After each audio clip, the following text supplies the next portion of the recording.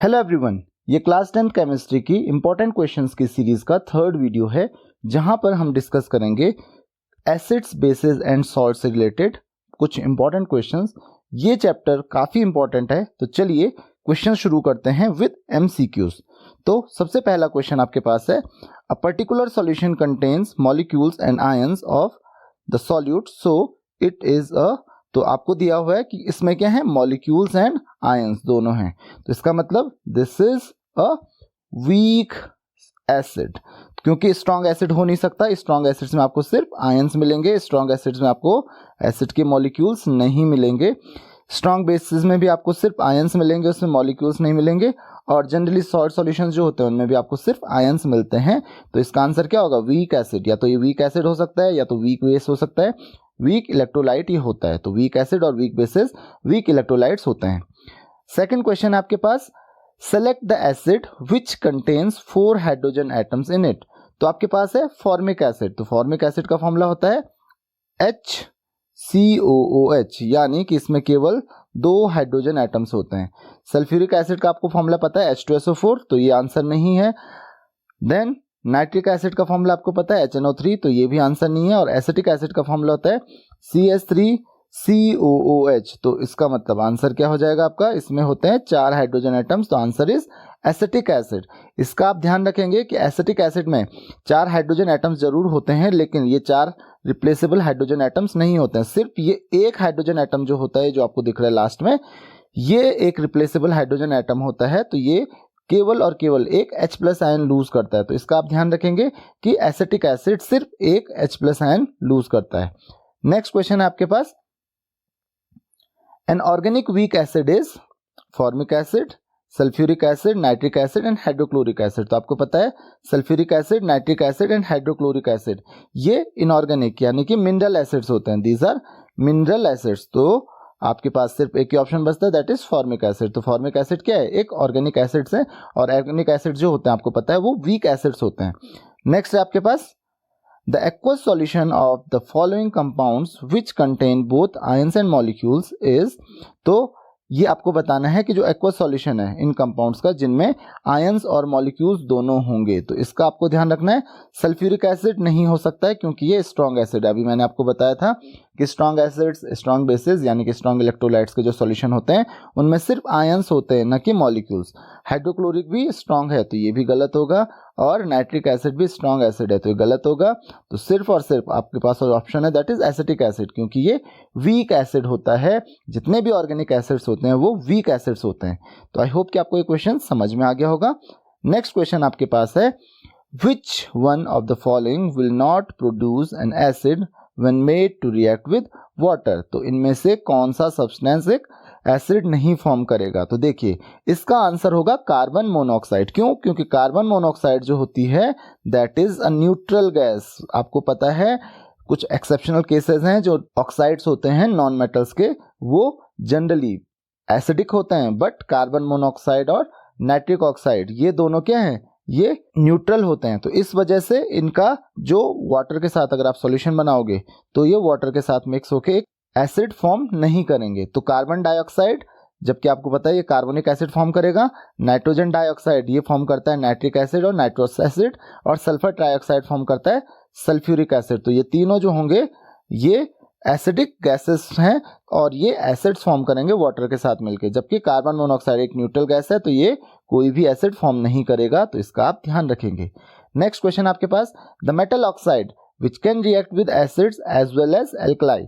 तो कौन सा मेटल ऑक्साइड है जो एसिड्स और एल्कलाई दोनों के साथ रिएक्ट कर सकता है। इसका मतलब वो कैसा है जो एसिड्स और बेसिस के साथ दोनों के साथ रिएक्ट करता है, that is amphoteric.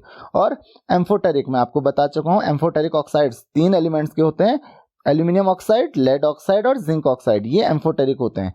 Silver oxide ये बेसिक होगा, तो ये आंसर नहीं होगा क्योंकि सिर्फ एसिड्स के साथ रिएक्ट करेगा, बेसिस के साथ नहीं। कॉपर ऑक्साइड भी बेसिक होता है, तो ये भी एसिड्स के साथ रिएक्ट करेगा, बेसिस के साथ नहीं। और कैल्शियम ऑक्साइड ये भी बेसिक होता है, तो ये भी एसिड्स के साथ रिएक्ट करेगा। एल्यूमिनियम ऑक्साइड जो है ये एसिड्स और बेसिस दोनों के साथ रिएक्ट कर सकता है, तो आंसर इज एल्यूमिनियम ऑक्साइड। इसके अलावा मैंने जैसे कि बताया जिंक ऑक्साइड और लेड ऑक्साइड्स भी हैं जो कि एम्फोटेरिक ऑक्साइड्स होते हैं, वो एसिड्स और एल्कलाई दोनों के साथ रिएक्ट करते हैं। नेक्स्ट क्वेश्चन आपके पास आता है, during ionization metals loose electrons, this change can be called. आपको पता है आयोनाइजेशन के टाइम पे मेटल्स क्या करते हैं, इलेक्ट्रॉन्स लूज करते हैं, and loss of electron is known as oxidation. आपको पता है इसको हम कहते हैं ऑक्सीडेशन। रिडक्शन होता है गेन ऑफ इलेक्ट्रॉन, रिडॉक्स का मतलब जिसमें दोनों प्रोसेस साइमल्टेनियसली होते हैं, यानी कि oxidation and reduction, that is called redox. और डिस्प्लेसमेंट का तो कोई मतलब नहीं है यहाँ पे। सो आई होप कि आपको ये चीज समझ में आ गई होगी। नेक्स्ट क्वेश्चन है आपके पास, the salt in solution gives a pale green precipitate with sodium hydroxide and a white precipitate when barium chloride solution is iron 3 sulfate, iron 2 sulfate, iron 2 chloride और iron 3 chloride। तो iron 3 जो होता है ये तो ऑप्शंस हो नहीं सकते हैं। क्यों नहीं हो सकते हैं? क्योंकि ये एक डर्टी ग्रीन प्रेसिपिटेट नहीं फॉर्म करते हैं, ये रेडिश ब्राउन प्रेसिपिटेट फॉर्म करते हैं। तो आपका ऑप्शन इन दोनों में से कोई हो सकता है। अब ये कह रहा है कि ये बेरियम क्लोराइड के साथ क्या फॉर्म करता है, एक व्हाइट प्रेसिपिटेट भी फॉर्म करता है। तो देखिए आयरन क्लोराइड तो करेगा नहीं बेरियम क्लोराइड के साथ white precipitate form. Barium chloride के साथ व्हाइट प्रेसिपिटेट कब फॉर्म होता है, जब कोई सल्फेट आयन हो। इसका मतलब वो BaSO4 करेगा फॉर्म, जो कि एक व्हाइट प्रेसिपिटेट होता है। इसका मतलब वो कौन होगा, आयरन सल्फेट होगा। तो आपका आंसर क्या है, आयरन 2 सल्फेट। इसका आप ध्यान रखेंगे, आयरन 2 सल्फेट आपका आंसर होगा। बेरियम क्लोराइड के साथ जब व्हाइट प्रेसिपिटेट कोई भी फॉर्म करेगा, इसका मतलब उसमें कोई सल्फेट आयन होगा, क्लोराइड आयन नहीं होगा, जबकि सल्फेट आयन होगा। तो इसका आंसर क्या हो जाएगा, आयरन 2 सल्फेट। तो आई होप कि आपको ये क्वेश्चन समझ में आ गया होगा। नेक्स्ट क्वेश्चन आपके पास आता है, N example of complex salt. तो एग्जाम्पल कौन सा है इनमें से कॉम्प्लेक्स सॉल्ट का, तो सबसे पहले है आपके पास जिंक सल्फेट। जिंक सल्फेट बिल्कुल भी नहीं है क्योंकि ये होता है एक नॉर्मल सॉल्ट। दूसरा है सोडियम हाइड्रोजन सल्फेट, तो ये भी बिल्कुल गलत है, ये एक एसिड सॉल्ट है क्योंकि इसमें H है, रिप्लेसेबल हाइड्रोजन एटम है एक। देन उसके अलावा है आयरन 2 अमोनियम सल्फेट, तो इसको हम कहते हैं डबल सॉल्ट। तो ये भी आपका आंसर नहीं होगा, इसका आप ध्यान रखेंगे, एक डबल सॉल्ट होता है जो कि आप आयरन 2 सल्फेट यानी कि फेरस सल्फेट और अमोनियम सल्फेट से मिलकर बनाते हैं। और लास्ट आपके पास टेट्रा अमाइन कॉपर सल्फेट, तो ऑब्वियसली तीनों नहीं है, तो ये आपका आंसर हो जाएगा। जितने भी टेट्रा अमाइन कॉपर या टेट्रा अमाइन जिंक आयन जो होते हैं, एल्यूमिनेट, जिंकेट, ये सब क्या होते हैं, ये कॉम्प्लेक्स आयंस होते हैं। तो ये हमेशा कॉम्प्लेक्स सॉल्ट्स फॉर्म करते हैं। तो क्या है, एक कॉम्प्लेक्स सॉल्ट है। तो आई होप कि आपको ये भी समझ में आ गया होगा। नेक्स्ट क्वेश्चन आपके पास, to increase the pH value of neutral solution we should add. देखिए एक न्यूट्रल सॉल्यूशन हमारे पास है, उसका pH आपको पता है, उसका pH होता है 7। तो अगर आपको इसका pH बढ़ाना है तो pH कब बढ़ता है, जब ये क्या होगा, बेसिक होगा। तो यानी कि इसको बेसिक बनाना पड़ेगा। एसिडिक बनाओगे तो इसका pH कम हो जाएगा, तो ये गलत हो जाएगा। एसिड सॉल्ट करोगे तो भी गलत हो जाएगा। इसका आंसर क्या होगा, एल्कली, यानी कि एक बेस आपको इसमें ऐड करना होगा ताकि इसका pH इंक्रीज हो, क्योंकि जितना ज़्यादा बेसिक होगा उसका pH उतना ज़्यादा होगा। सॉल्ट जनरली ज़्यादातर न्यूट्रल होते हैं तो उससे कोई फर्क नहीं पड़ेगा। तो आपका आंसर क्या हो जाएगा, एन एल्कली। अगर आपको pH कम करना हो तब आप एसिड या एसिड सॉल्ट ऐड कर सकते हो। नेक्स्ट है आपके पास वन वर्ड या फिर वन फ्रेज वाले क्वेश्चन, जहां पे आपको एक वर्ड या फिर एक फ्रेज में आंसर देना होता है। तो यहाँ पे चलिए स्टार्ट करते हैं। सबसे पहला क्वेश्चन जो आपके पास है, N acid present in lemon. तो लेमन में आपको पता है दैट इज सिट्रिक एसिड। तो लेमन में कौन सा एसिड प्रेजेंट होता है, सिट्रिक एसिड। तो इसका आप ध्यान रखेंगे।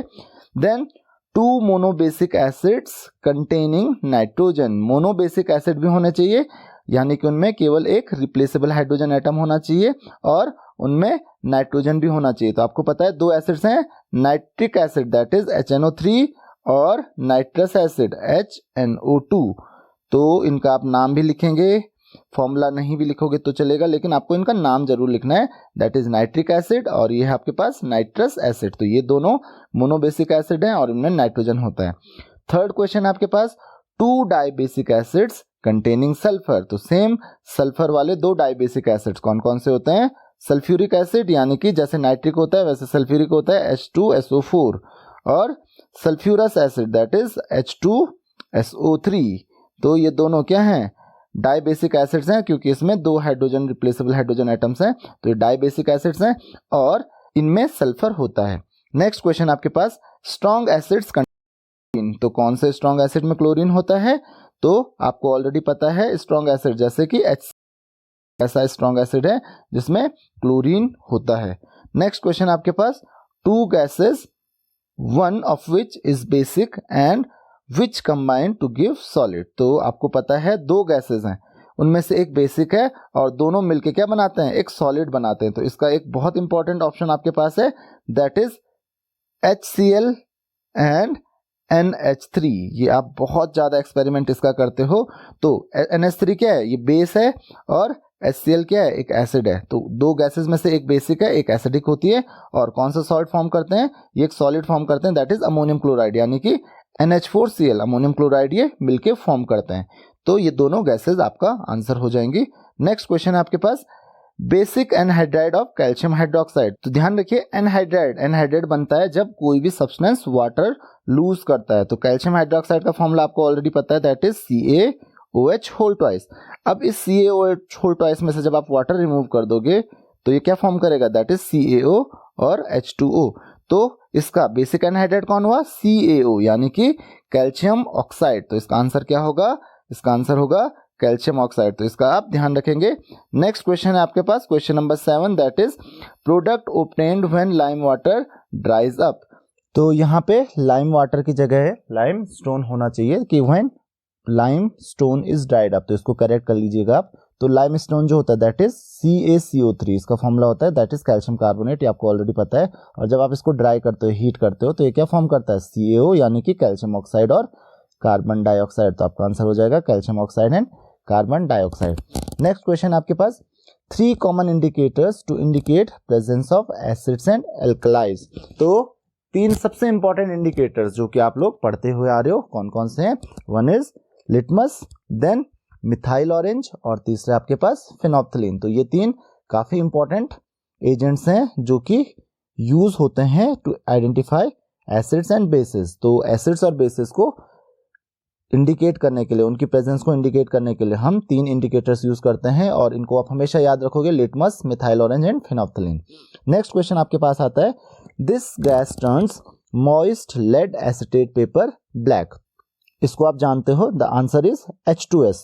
इसका आंसर क्या हो जाएगा, H2S, यानी कि हाइड्रोजन सल्फाइड। तो हाइड्रोजन सल्फाइड जो होती है वो मॉइस्ट लेड एसिटेट पेपर को ब्लैक कर देती है, क्योंकि वो फॉर्म करता है PbS, यानी कि लेड सल्फाइड, जिसका कलर होता है ब्लैक। इस वजह से इसको भी ये ब्लैक कर देती है। नेक्स्ट क्वेश्चन आपके पास, the compound which is responsible for green colouration when sulphur dioxide is pass through acidified potassium dichromate solution.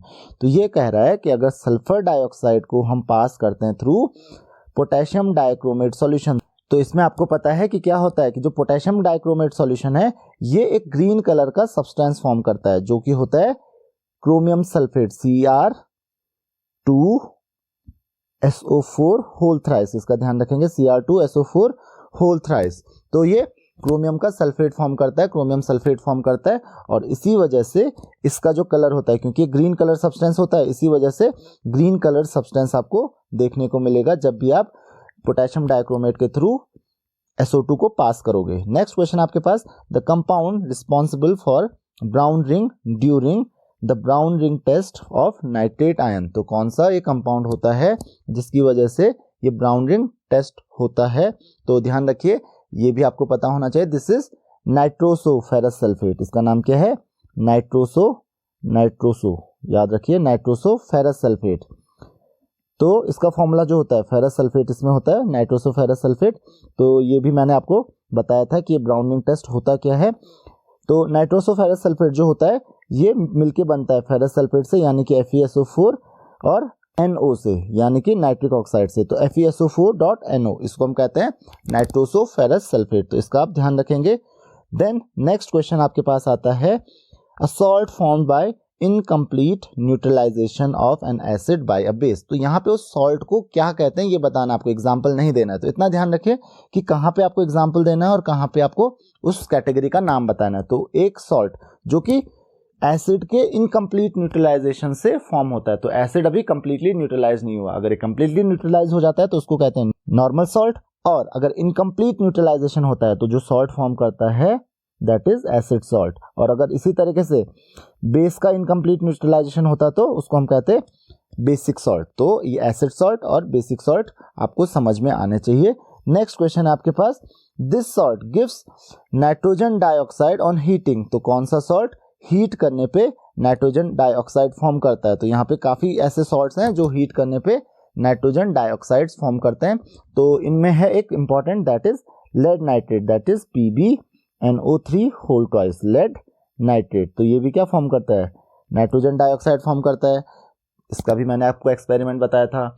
Then cupric nitrate है आपके पास, वो भी नाइट्रोजन डाइऑक्साइड फॉर्म करेगा हीट करने पे। तो ये जो सॉल्ट्स होते हैं, जो नाइट्रेट सॉल्ट्स होते हैं बेसिकली, वो नाइट्रोजन डाइऑक्साइड फॉर्म करते हैं जब आप उनको हीट करते हो। आई होप कि क्वेश्चन समझ में आ गया होगा आपको। नेक्स्ट क्वेश्चन आपके पास, this compound is an acid salt. तो ये कंपाउंड जो है वो एक एसिड सॉल्ट है। तो ये कौन सा कंपाउंड है जो एक एसिड सॉल्ट है? तो कोई भी एग्जाम्पल आप दे सकते हो, यहाँ पे आपको एग्जाम्पल लिखना है। जैसे NaH, जितने भी बाइसल्फेट्स होते हैं, SO4, NaHSO4 यानी कि बाइसल्फेट, सोडियम बाइसल्फेट, तो NaHSO4, ये A भी है यहाँ पे। देन उसके अलावा पोटेशियम बाइसल्फेट, ये भी क्या होगा, एक एसिड सॉल्ट होगा। या फिर सोडियम हाइड्रोजन फॉस्फेट, ये भी क्या हो गया, एसिड सॉल्ट हो गया। तो जिसपे भी एक रिप्लेसेबल हाइड्रोजन एटम्स होता है, एक या एक से ज्यादा रिप्लेसेबल हाइड्रोजन एटम्स होते हैं, वो सॉल्ट क्या होते हैं, एसिड सॉल्ट्स होते हैं।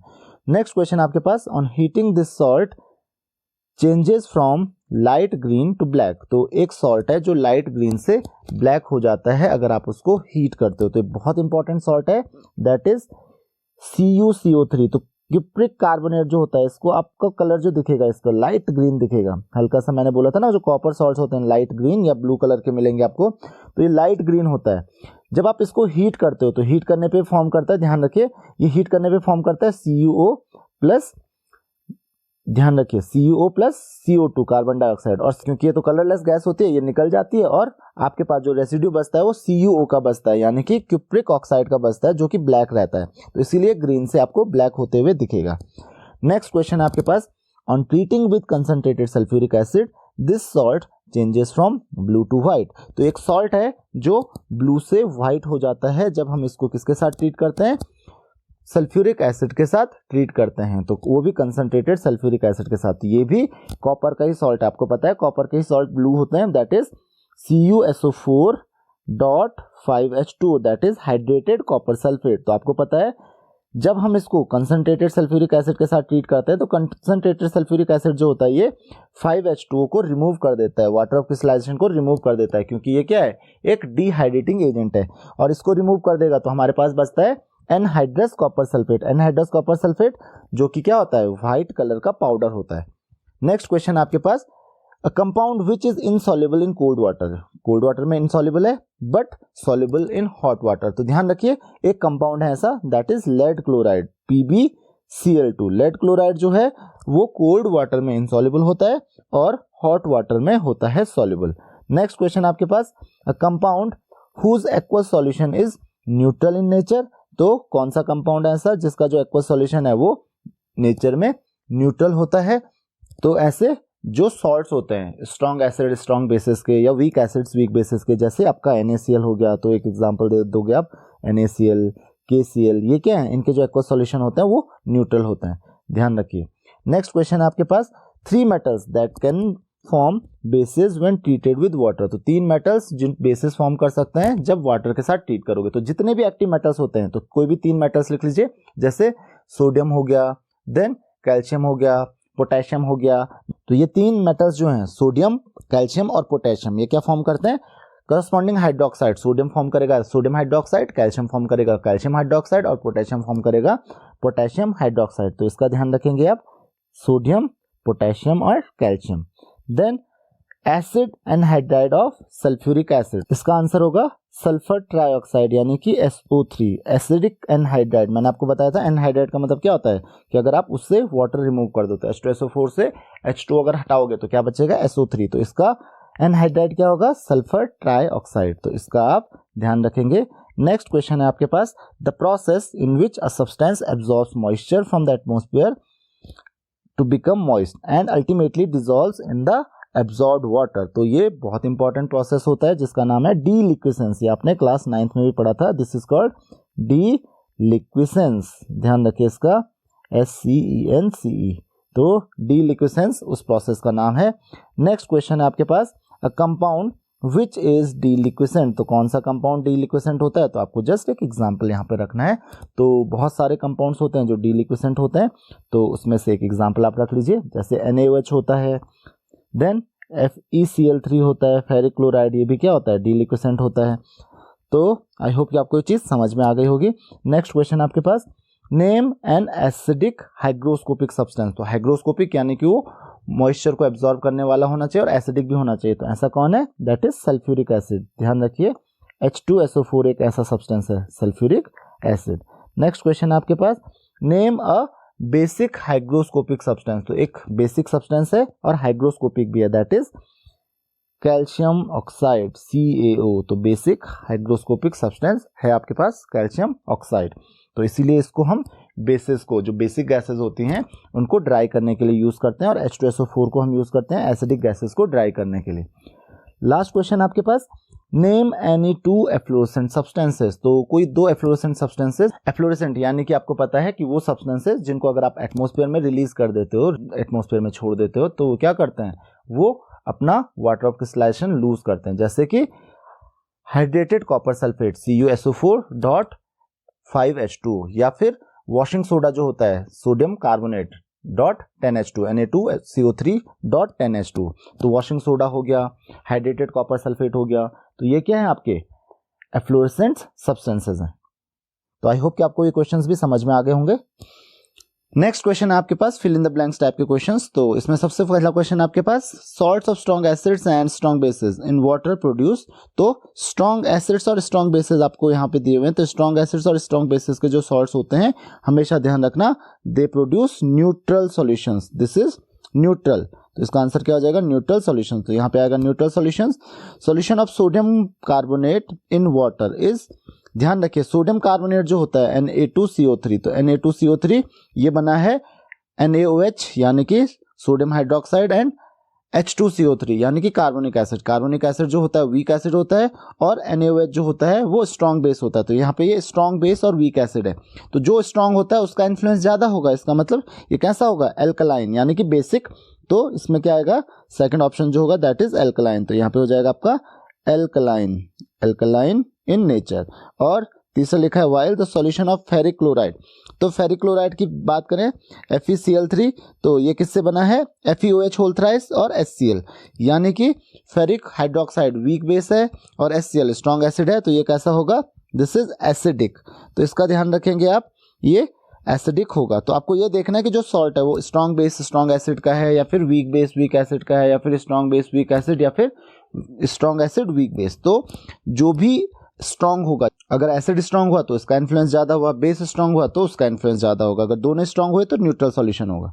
नेक्स्ट क्वेश्चन आपके पास, solution X turns blue litmus red, तो सॉल्यूशन X है वो turns blue litmus red, so it must contains, so इसका मतलब इसमें कौन से आयंस होने चाहिए, H+ आयंस ऑब्वियसली, क्योंकि ये ब्लू लिटमस को रेड कर देता है, और ब्लू लिटमस को रेड कौन करता है, ऑब्वियसली एसिड करता है। तो इसका मतलब इसमें H+ आयंस होने चाहिए, H+ की जगह आप H3O+ आयन भी लिख सकते हो, दैट इज हाइड्रोनियम आयन। तो इसमें H+ या फिर हाइड्रोनियम आयन होने चाहिए, क्योंकि एसिड्स में H+ या फिर हाइड्रोनियम आयन होते हैं। देन इसके अलावा another solution Y turns red litmus blue and therefore it must contain hydroxyl ion, क्योंकि ये बेसिक होगा। तो क्योंकि ये ब्लू कर देता है रेड लिटमस को, इसका मतलब ये बेसिक है, तो इसमें कौन से आयंस होने चाहिए, OH- आयन, हाइड्रोक्सिल आयन, तो इसका आप ध्यान रखोगे। Next is in making copper sulphate crystals a black powder called, तो एक ब्लैक पाउडर होता है दैट इज CuO, ध्यान रखिए CuO, obviously black powder, copper का ब्लैक पाउडर कौन सा होगा, CuO ही होगा। और डाइल्यूट कौन सा एसिड यूज करेंगे इसमें, that is H2SO4 sulphuric acid. However ये आपके सिलेबस का पार्ट अभी नहीं है क्लास 10th में, तो इसमें डाइल्यूट सल्फ्यूरिक एसिड ऐड करेंगे। तो ब्लैक पाउडर ध्यान रखिए, ब्लैक पाउडर कॉपर ऑक्साइड का ही होता है, और सल्फ्यूरिक एसिड अगर इसमें ऐड करेंगे तो ये फॉर्म करेगा CuSO4 + H2O।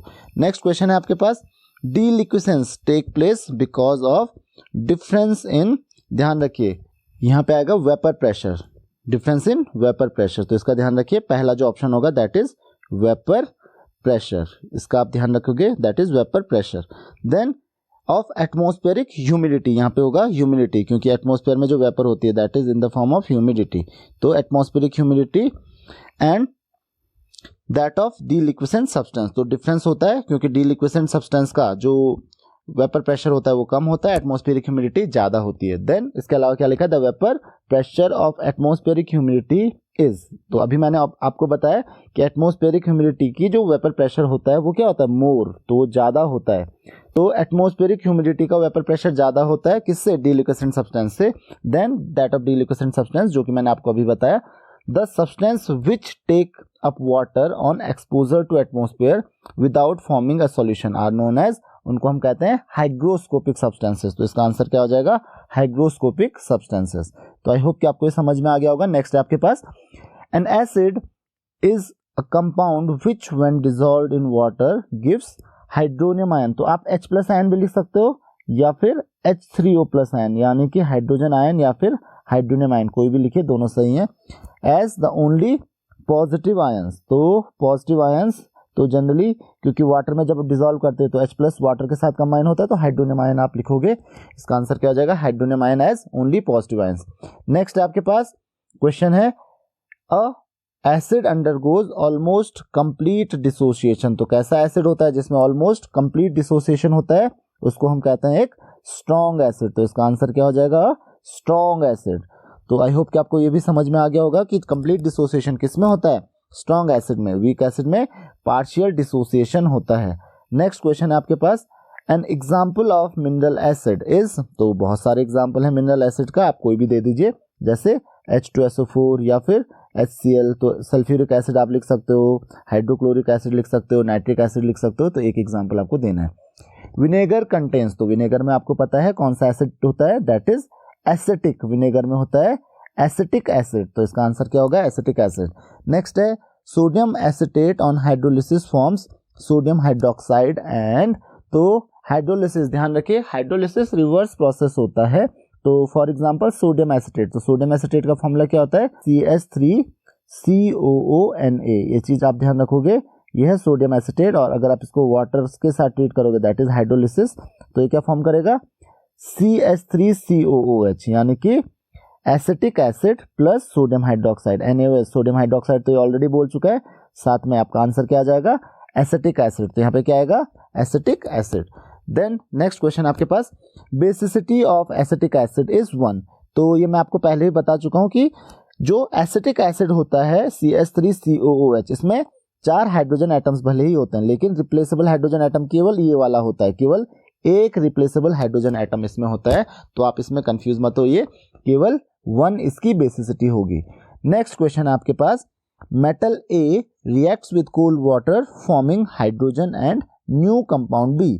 तो एक मेटल A है जो किसके साथ, कोल्ड वाटर के साथ रिएक्ट करता है और एक कंपाउंड फॉर्म करता है B। उसके अलावा ये कहता है the anion combined with A in the substance B is named. तो ये सिंपल सी बात कर रहा है कि जो मेटल A है वो कोल्ड वाटर के साथ रिएक्ट करता है और हाइड्रोजन लिबरेट करता है, राइट। तो सिंपल सी चीज है कि कोई भी मेटल होता है, फॉर एग्जांपल सोडियम मेटल है Na+H2O, तो ये हाइड्रोलिसिस में क्या फॉर्म करता है, हाइड्रोक्साइड फॉर्म करता है। इसका ध्यान रखिए, NaOH प्लस हाइड्रोजन लिबरेट करता है। आप चाहे तो बैलेंस भी कर सकते हो इसको, तो इसमें आप 2 लिख सकते हो, यहाँ पे 2 लिख सकते हो और यहाँ पे 2 लिख सकते हो। तो यहाँ पे यही पूछ रहा है कि जो मेटल A है, मेटल A कोई भी हो सकता है, सोडियम है, मैग्नीशियम है, ये मेटल A हो गया आपका। वाटर के साथ ट्रीट करेगा तो हाइड्रोक्साइड फॉर्म करेगा। और वही पूछ रहा है the anion combined with A in substance. तो मेटल चाहे सोडियम है चाहे कैल्शियम है, कौन होगा, OH। तो वही पूछ रहा है कि the anion combined with A in the substance B। तो ये सब्सटेंस B ये रहा, तो इसमें जो एनायन होगा वो कौन सा होगा, that is OH- ion, hydroxyl ion, क्योंकि वो हमेशा हाइड्रोक्साइड फॉर्म करेगा। तो हमेशा ये कौन सा आयन होगा, हाइड्रोक्सिल आयन। तो इसका आंसर क्या हो जाएगा, OH- आयन। तो काफी ट्रिकी क्वेश्चन था, काफी इंपॉर्टेंट क्वेश्चन है। नेक्स्ट देखिए, the solution of sodium carbonate is alkaline due to. तो सोडियम कार्बोनेट कह रहे हैं एल्कलाइन होता है, क्यों ये एल्कलाइन होता है, क्योंकि इसमें होता है हाइड्रोलिसिस। तो इसका आंसर क्या हो जाएगा, ड्यू टू हाइड्रोलिसिस। तो ध्यान रखना, this is due to hydrolysis. Next आपके पास, the complete reaction between acid and base is called. तो आपको पता है एसिड बेस जब रिएक्ट करते हैं, this reaction is called neutralisation reaction. ध्यान रखिए, this reaction is called neutralization. तो न्यूट्रलाइजेशन रिएक्शन इसको हम कहते हैं जब एसिड और बेस एक दूसरे के साथ रिएक्ट करते हैं, इस रिएक्शन को हम कहते हैं न्यूट्रलाइजेशन रिएक्शन।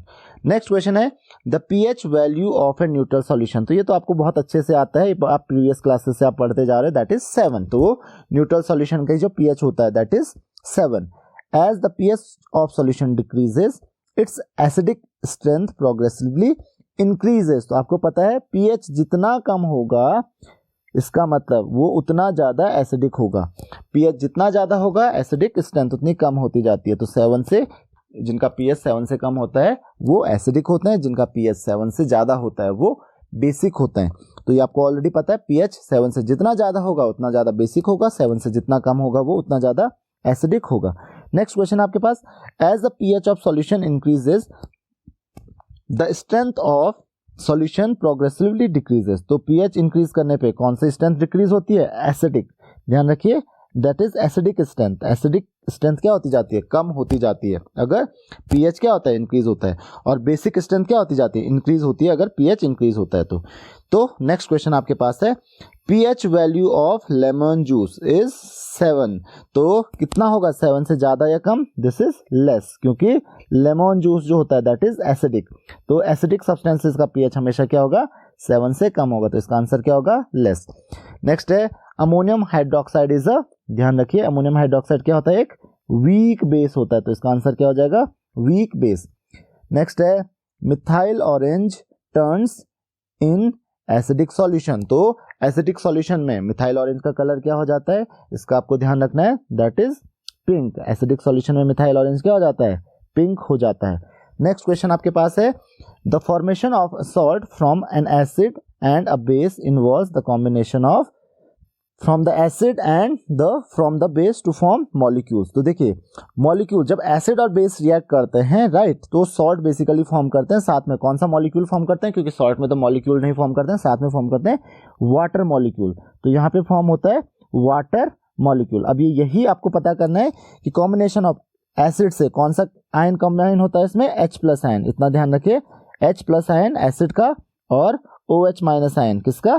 बेस का कंबाइन होते हैं और वाटर मॉलिक्यूल्स फॉर्म करते हैं। तो ये तो आपको ऑलरेडी पता है। नेक्स्ट क्वेश्चन आपके पास, a salt which absorbs the moisture from the air but does not change in physical state. तो उसको हम क्या कहते हैं? That is called hygroscopic salt. उस सॉल्ट को हम क्या कहेंगे? हाइग्रोस्कोपिक। ऐसे सब्सटेंसेस को आप क्या कहते हो? Hygroscopic substances. नेक्स्ट क्वेश्चन है आपके पास, ammonium chloride is a, ammonium chloride किस तरीके का सॉल्ट है? ध्यान रखिए, सॉल्युबल सॉल्ट। इसका आंसर होगा it is a soluble salt. Soluble क्यों होगा? क्योंकि अमोनियम के जितने भी सॉल्ट्स होते हैं आपको पता है ये सारे क्या होते हैं? सॉल्युबल होते हैं। देन नेक्स्ट है आपके पास sodium hydrogen sulphate. Sodium hydrogen sulphate जो होता है वो क्या होता है? एक एसिड सॉल्ट। तो ये आपको ऑलरेडी पता होगा कि normal salt, acid salt, sodium bisulphate ये क्या होता है? एक एसिड सॉल्ट होता है। नेक्स्ट क्वेश्चन आपके पास, the salt of acid HNO2 are called. तो इनको क्योंकि HNO2 के जो सॉल्ट्स होंगे इनमें NO2 होगा। NO2 यानी कि इनको हम कहते हैं, NO2 जो भी होता है दैट इज नाइट्राइट्स। तो इनको हम क्या कहते हैं? ध्यान रखिए, इनको हम कहेंगे नाइट्राइट्स। ये आपको ऑलरेडी पता है, आप 9th क्लास में पढ़ चुके हो। And those of acid HNO3। तो HNO3 में क्या होता है? NO3 होता है। तो NO3 को हम क्या कहते हैं? नाइट्रेट्स। तो नाइट्राइट्स एंड नाइट्रेट्स इस तरीके से बनते हैं। तो ध्यान रखेंगे आप, HNO2 के जो सॉल्ट्स होंगे नाइट्राइट्स और HNO3 के जो सॉल्ट्स होंगे that is nitrates. Next question आपके पास, sodium sulphide reacts with dilute sulphuric acid to form sodium sulphate, gas and water. तो आपको नॉर्मल सॉल्ट्स क्या होते हैं? Normal salts are those salts in which there is no ionisable और replaceable hydrogen. Okay, इनमें कोई भी आयनाइजेबल और रिप्लेसेबल हाइड्रोजन नहीं होता। या आप कह सकते हो जो कैसे फॉर्म होते हैं ऑलरेडी पता है, सल्फाइड है। तो कौन सी गैस फॉर्म होती है यहाँ पे? SO2, sulphur dioxide. मैं आपको एसिड का बिहेवियर ऑलरेडी बता चुका हूँ कि एसिड्स अगर सल्फाइड्स के साथ रिएक्ट करते हैं तो सल्फर डाइऑक्साइड और वाटर जरूर फॉर्म करेंगे सॉल्ट। क्या कहते हैं इस केमिकल रिएक्शन को? हम कहते हैं न्यूट्रलाइजेशन रिएक्शन। अगेन फिर से आ गया, this is called neutralisation reaction. तो इसका आप ध्यान रखोगे, this is called neutralisation. Next question है आपके पास, dissolving of aluminium foil in HCl as well as NaOH shows that it is. तो इसका आपको पता है, मैं पहले भी बता चुका हूं, दैट इज एम्फोटेरिक। और वहां पे मैंने आपको बताया था एल्यूमिनियम के अलावा कौन कौन एम्फोटेरिक होते हैं? जिंक और लेड। तो दिस इज एम्फोटेरिक। एम्फोटेरिक, ध्यान रखेंगे, this is amphoteric. Next question आपके पास, when a metallic oxide is dissolved in water the solution formed has high concentration of कौन से आयंस? तो मेटल ऑक्साइड को आप डिसॉल्व करोगे किसमें? वाटर में, तो जो सॉल्यूशन फॉर्म होगा इसमें ध्यान रखना OH माइनस आयंस का बहुत ज़्यादा कंसंट्रेशन होगा। और ऐसा क्यों होगा? क्योंकि मेटेलिक ऑक्साइड को जब आप वाटर में डिसॉल्व करते हो तो ये हाइड्रोक्साइड बनाता है। जैसे एग्जांपल ले लेते हैं हम, हमारे पास है MgO, मान लेते हैं मैग्नीशियम ऑक्साइड है, प्लस इसका आप हाइड्रोलिसिस करोगे H2O, तो ये क्या फॉर्म करेगा? ये फॉर्म करेगा MgOH होल ट्वाइस। तो इसकी वजह से क्या हो जाएगा? इसकी वजह से हाइड्रोक्साइड आयन का जो कंसंट्रेशन है वो काफ़ी ज़्यादा हो जाएगा। मैग्नीशियम और हाइड्रोक्साइड आयन फॉर्म करेगा तो हाइड्रोक्साइड आयन का बहुत ज़्यादा कंसंट्रेशन हो जाएगा। नेक्स्ट क्वेश्चन आपके पास, the metal which does not react with water और dilute sulphuric acid but reacts with concentrated sulphuric acid. तो हाइड्रोजन के नीचे जितने भी मेटल्स आते हैं उनमें से आप एग्जाम्पल लिख सकते हो, वो है इनमें से एक है कॉपर। तो ध्यान रखिए, कॉपर एक ऐसा मेटल है जो कि डाइल्यूट सल्फ्यूरिक एसिड के साथ नहीं रिएक्ट करता है, HCl के साथ भी नहीं रिएक्ट करता है, लेकिन कंसंट्रेटेड के साथ रिएक्ट करता है, तो दैट इज कॉपर।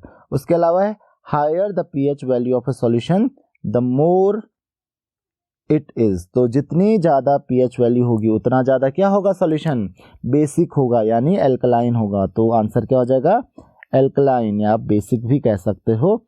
तो ये इसका आंसर हो जाएगा। तो आई होप कि आपको ये क्वेश्चंस भी समझ में आ गए होंगे। नेक्स्ट है आपके पास डेफिनेशन बेस्ड क्वेश्चंस। तो उसमें बहुत सारे क्वेश्चंस आपको पूछे जा सकते हैं, उसमें से कुछ क्वेश्चंस हम डिस्कस कर लेते हैं क्योंकि बहुत ही इजी क्वेश्चंस होते हैं। इनमें सिर्फ आपको डेफिनेशंस याद रखनी होती है। सबसे पहला आपके पास एन एसिड। तो एसिड क्या होता है? Acid is a compound which on dissolving in water gives a proton, यानी आप कह सकते हो हाइड्रोजन आयन प्रोटॉन दोनों सेम होता है as a only positive ion. ध्यान रखिए इसका, ठीक है। तो ऐसे सब्सटेंसेस को हम क्या कहते हैं? एसिड्स कहते हैं। जैसे HCl हो गया, H2SO4 हो गया, HNO3 हो गया, ये सब क्या होते हैं? एसिड्स होते हैं। नेक्स्ट है आपके पास बेस। तो बेस की डेफिनेशन क्या होती है? It is a compound which combines with hydronium ion of an acid, right. Acid के हाइड्रोनियम आयन के साथ कंबाइन होता है और फॉर्म करता है सॉल्ट एंड वाटर। तो ऐसे सब्सटेंसेस को हम कहते हैं base. For example NaOH, right. तो ऑक्साइड्स और हाइड्रोक्साइड्स जो होते हैं ज़्यादातर मेटल्स के, वो क्या होते हैं? बेसेस होते हैं। नेक्स्ट क्वेश्चन है आपके पास एन एल्कली। तो एल्कली क्या होता है? ध्यान रखिए, एल्कली एक ऐसा कंपाउंड होता है which on dissolving in water gives hydroxyl ion, OH minus ion.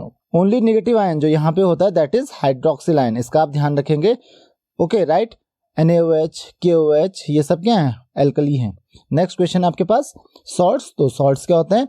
Salt एक आयनिक कंपाउंड होता है, जब आप इसको वाटर में डिसॉल्व करते हो तो वो कोई पॉजिटिव आयन फॉर्म करता है other than hydrogen ion. Hydrogen ion को काउंट नहीं करते हम यहाँ पे, और नेगेटिव आयंस भी फॉर्म करता है अदर देन हाइड्रोक्सिल आयन। तो इसका ध्यान रखेंगे। Sodium carbonate, sodium chloride, right, ammonium bicarbonate, ammonium carbonate, ये सब क्या है? इसके एग्जाम्पल्स हैं। नेक्स्ट क्वेश्चन आपके पास नॉर्मल सॉल्ट के साथ। देन नेक्स्ट क्वेश्चन आपके पास a chemical reaction between hydronium ion of acid and OH minus ion of base to form unionised water is called. तो इस केमिकल रिएक्शन को by complete replacement of replaceable hydrogen from the acid. तो hydrogen जो होता है completely replaceable हो जाता है, जैसे NaCl, Na2SO4, तो इसमें रिप्लेसेबल हाइड्रोजन नहीं होता है। AgCl, FeCl3, ये सब क्या है? नॉर्मल सॉल्ट्स हैं। इसका आंसर आपको ऑलरेडी पता है कि हाइड्रोक्लोरिक एसिड जो होता है ये जब डिसोसिएट होता है तो कंप्लीटली डिसोसिएट हो जाता है इनटू आयंस। तो HCl जो है वो H+ और Cl- आयंस फॉर्म करता है।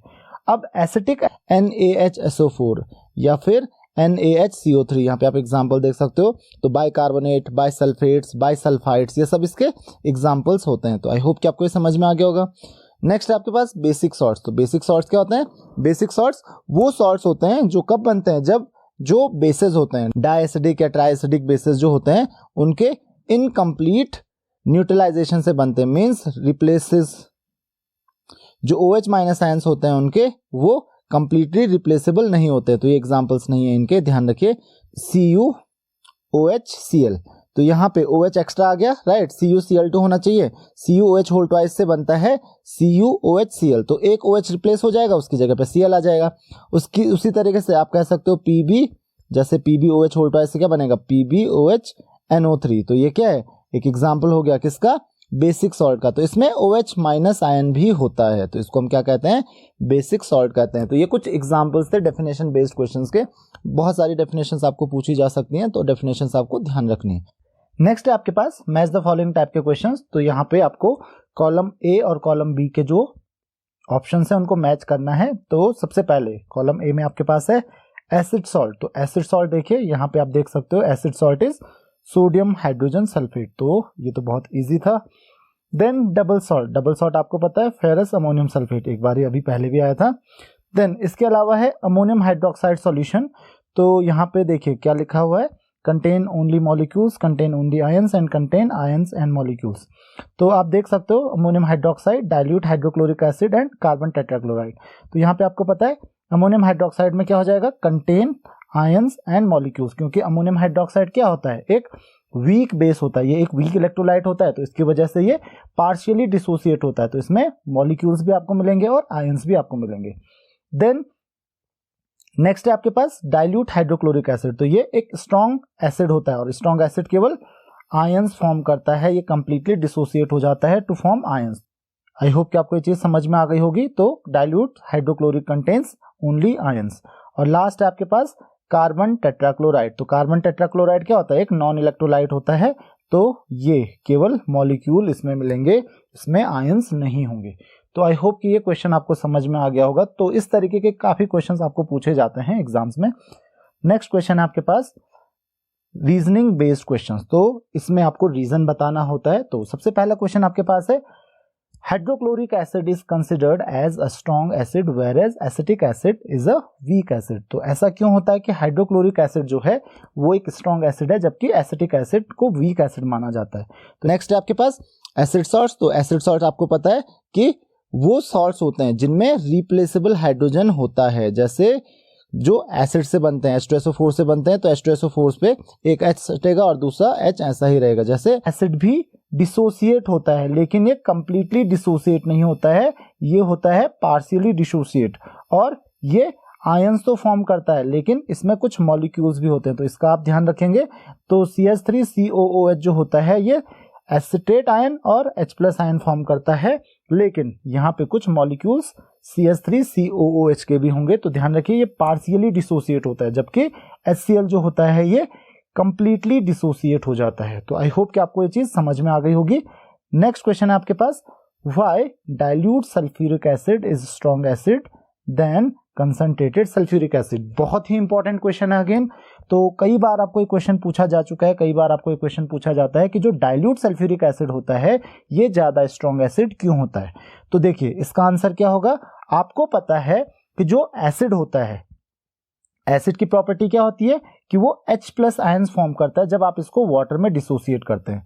अब डाइल्यूट सल्फ्यूरिक एसिड अगर होगा तो इसमें क्या होगा, वाटर की क्वांटिटी बहुत ज्यादा होगी, तो H2SO4 को अगर वाटर ज्यादा मिलेगा तो वो उतने ज्यादा हाइड्रोनियम आयन फॉर्म करेगा। इस चीज का आप ध्यान रखोगे। तो H2O वाटर की क्वांटिटी जितनी ज्यादा होगी उतने ज्यादा हाइड्रोनियम आयन फॉर्म करेगा, और जितने ज्यादा हाइड्रोनियम आयन फॉर्म करेगा यानी कि हाइड्रोजन आयन या फिर हाइड्रोनियम आयन का कंसंट्रेशन क्या हो जाएगा, उतने ज्यादा हाइड्रोजन आयन हो जाएंगे।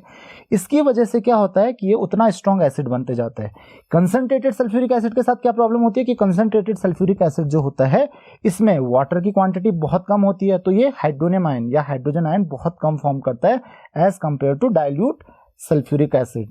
तो इस वजह से इसमें जो हाइड्रोजन आयन का कंसंट्रेशन होता है या फिर हाइड्रोनियम आयन का जो कंसंट्रेशन होता है वो कम होता है, इसलिए ये वीक एसिड है। तो आपको एसिड की क्वांटिटी से नहीं चेक करना, आपको ये देखना है कि वो कितना सफिशिएंट है हाइड्रोनियम आयन फॉर्म करने में।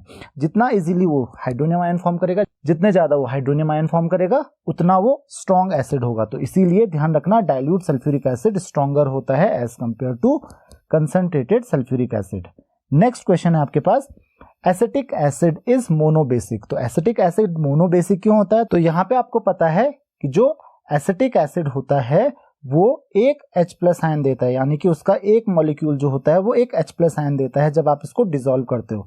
तो वो एसिड जिनका एक मॉलिक्यूल डिसॉल्व करने पे एक H+ आयन देता है, जिनका एक मॉलिक्यूल वाटर में डिसॉल्व करने पे एक H+ आयन देता है, उनको क्या कहते हैं, मोनोबेसिक एसिड्स कहते हैं। और इसीलिए ये भी क्या एक मोनोबेसिक एसिड है। ध्यान रखिए इसमें 4 हाइड्रोजन एटम है, लेकिन रिप्लेसेबल हाइड्रोजन एटम केवल ये है। तो ये बार बार आता है आपके पास इस तरीके का क्वेश्चन। तो जब भी आप इसको रिएक्ट करते हो बेस के साथ, तो इसका एक मॉलिक्यूल बेस से सिर्फ एक OH माइनस आयन को रिप्लेस कर सकता है और एक वाटर मॉलिक्यूल फॉर्म करता है। तो इसीलिए क्या है, ये एक मोनोबेसिक एसिड है। तो आई होप कि आपको ये चीज समझ में आ गई होगी।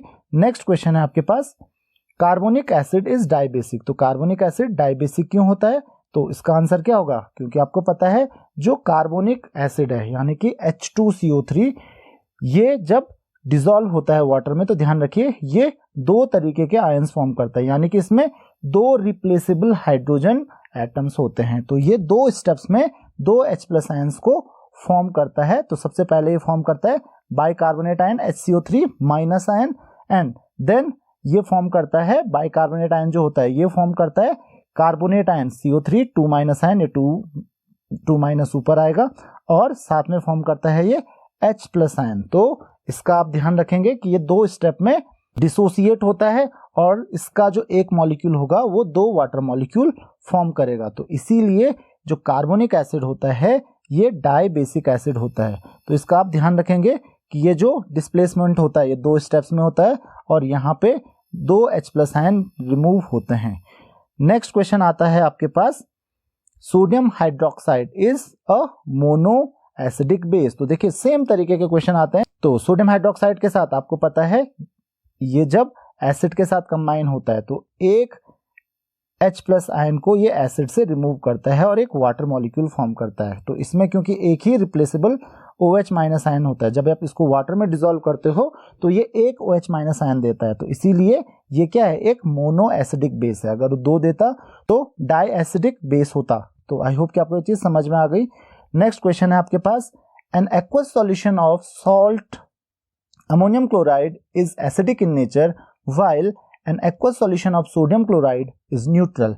तो ये काफी इंटरेस्टिंग क्वेश्चन है कि जो अमोनियम क्लोराइड सॉल्ट होता है ये एसिडिक होता है और जो सोडियम क्लोराइड का सॉल्ट होता है, दोनों सॉल्ट है लेकिन ये सॉल्ट न्यूट्रल होता है। तो ध्यान रखिए, मैंने आपको अभी बताया था कि अगर कोई भी सॉल्ट है आपको ये देखना है कि वो किस एसिड और किस बेस से बना है। तो अमोनियम क्लोराइड जो सॉल्ट है, अमोनियम क्लोराइड क्या है, एक वीक बेस और स्ट्रॉन्ग एसिड का सॉल्ट है। अमोनियम हाइड्रोक्साइड और HCl इन दो एसिड्स और बेस से बनता है। तो अमोनियम हाइड्रोक्साइड जो है NH4OH ये वीक बेस है और HCl जो है ये स्ट्रॉन्ग एसिड है। तो स्ट्रॉन्ग एसिड है तो इसका मतलब ये क्या होगा, थोड़ा सा एसिडिक होगा। जबकि अगर हम सोडियम क्लोराइड की बात करें तो सोडियम क्लोराइड का आप ध्यान रखिए, इसमें क्या होता है, सोडियम हाइड्रोक्साइड और HCl यानी कि हाइड्रोक्लोरिक एसिड। तो दोनों क्या है, sodium hydroxide NaOH that is strong base और HCl वो क्या है, स्ट्रॉन्ग एसिड। तो ये स्ट्रॉन्ग बेस और स्ट्रॉन्ग एसिड का सॉल्ट है। इस वजह से ध्यान रखना इसमें न्यूट्रलाइजेशन जब भी होता है तो ये सॉल्यूशन न्यूट्रल होता है क्योंकि ये स्ट्रॉन्ग एसिड और स्ट्रॉन्ग बेस का सॉल्ट है। जबकि अमोनियम क्लोराइड क्या है, वीक बेस का है और स्ट्रॉन्ग एसिड का सॉल्ट है। तो इस क्योंकि स्ट्रॉन्ग एसिड है वहां पे और बेस वीक है तो इसलिए सॉल्ट कैसा होगा, एसिडिक होगा। तो आई होप कि आपको ये चीज समझ में आ गई होगी कि क्यों ये एसिडिक होता है। नेक्स्ट क्वेश्चन आता है आपके पास, an aqueous solution of zinc sulphate is acidic in nature. तो यहाँ पे भी देखिए सेम क्वेश्चन ये पूछ रहा है कि जिंक सल्फेट का एक्वस सॉल्यूशन एसिडिक क्यों होता है।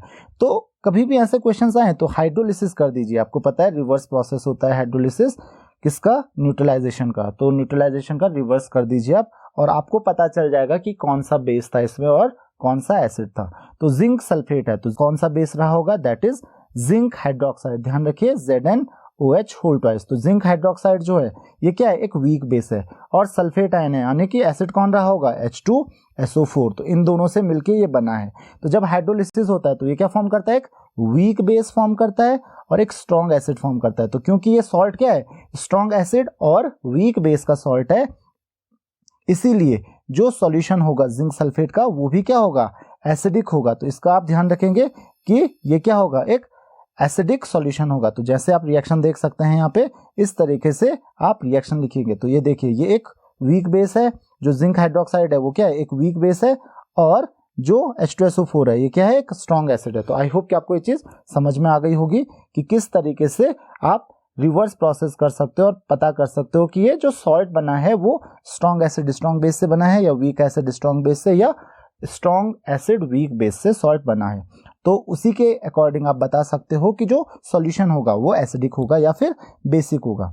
नेक्स्ट क्वेश्चन है आपके पास, an aqueous solution of ammonium acetate is neutral in nature. तो देखिए अगेन सेम क्वेश्चन बार बार आ रहे हैं आपके पास। तो देखिए अमोनियम एसिटेट यानी कि अमोनियम आयन होगा इसमें, तो बेस होगा कौन, NH4OH यानी कि अमोनियम हाइड्रोक्साइड, और एसिटेट है तो एसिटेट आयन है, इसका मतलब एसिड कौन सा होगा, CH3COOH एसिटिक एसिड। तो आपको पता है एसिटिक एसिड जो होता है ये क्या होता है, एक वीक एसिड होता है, और अमोनियम हाइड्रोक्साइड जो होता है ये क्या होता है, ये एक वीक बेस होता है। तो ये जो सॉल्ट है ये किसका सॉल्ट है, ये एक वीक बेस और वीक एसिड का सॉल्ट है। ये वीक बेस अमोनियम हाइड्रोक्साइड और वीक एसिड CH3COOH। तो क्योंकि ये वीक एसिड और वीक बेस का सॉल्यूशन है तो इस वजह से ये सॉल्यूशन क्या होगा, न्यूट्रल होगा। तो आई होप कि ये क्वेश्चन भी आपको समझ में आ गया होगा। नेक्स्ट क्वेश्चन है आपके पास, an aqueous solution of sodium carbonate is alkaline and that of ammonium chloride is acidic in behaviour. तो अगेन देखिए सेम क्वेश्चन सेम रीजन। तो इसका रीजन क्या होगा कि जो दोनों सॉल्ट होंगे, राइट, दोनों सॉल्ट क्या करते हैं, वाटर के साथ रिएक्ट करते हैं। तो अमोनियम कार्बोनेट जो होता है, अमोनियम कार्बोनेट को ध्यान रखिए, अमोनियम कार्बोनेट को जब आप वाटर के साथ रिएक्ट करोगे तो क्या होगा, अमोनियम कार्बोनेट को वाटर के साथ, ये H2 होगा तो ये क्या फॉर्म करेगा, NaOH और H2CO3। तो ये क्या कर रहे हैं हम सॉल्ट का, ये कर रहे हैं हम हाइड्रोलिसिस। जनरली ऐसा प्रोसेस होता नहीं है, हाइड्रोलिसिस हम ये पता करने के लिए करते हैं कि जो एसिड और बेस था, जिस एसिड और बेस से वो सॉल्ट बना है वो कैसे है, स्ट्रॉन्ग है या वीक है। तो आप देख सकते हो NaOH ये क्या है, एक स्ट्रॉन्ग बेस है।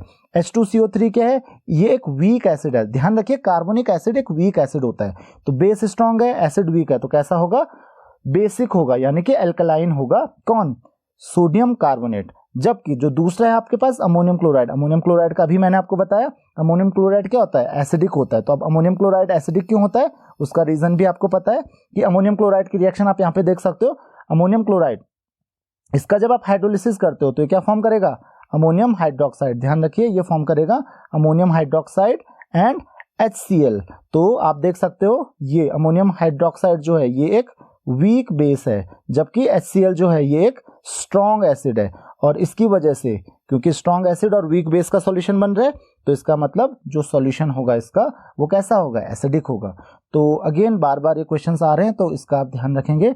नेक्स्ट क्वेश्चन आपके पास है, a universal indicator is more meaningful than an ordinary indicator. तो एक यूनिवर्सल इंडिकेटर जो होता है वो ज़्यादा इंपॉर्टेंट होता है, ज़्यादा मीनिंगफुल होता है ऑर्डिनरी इंडिकेटर से।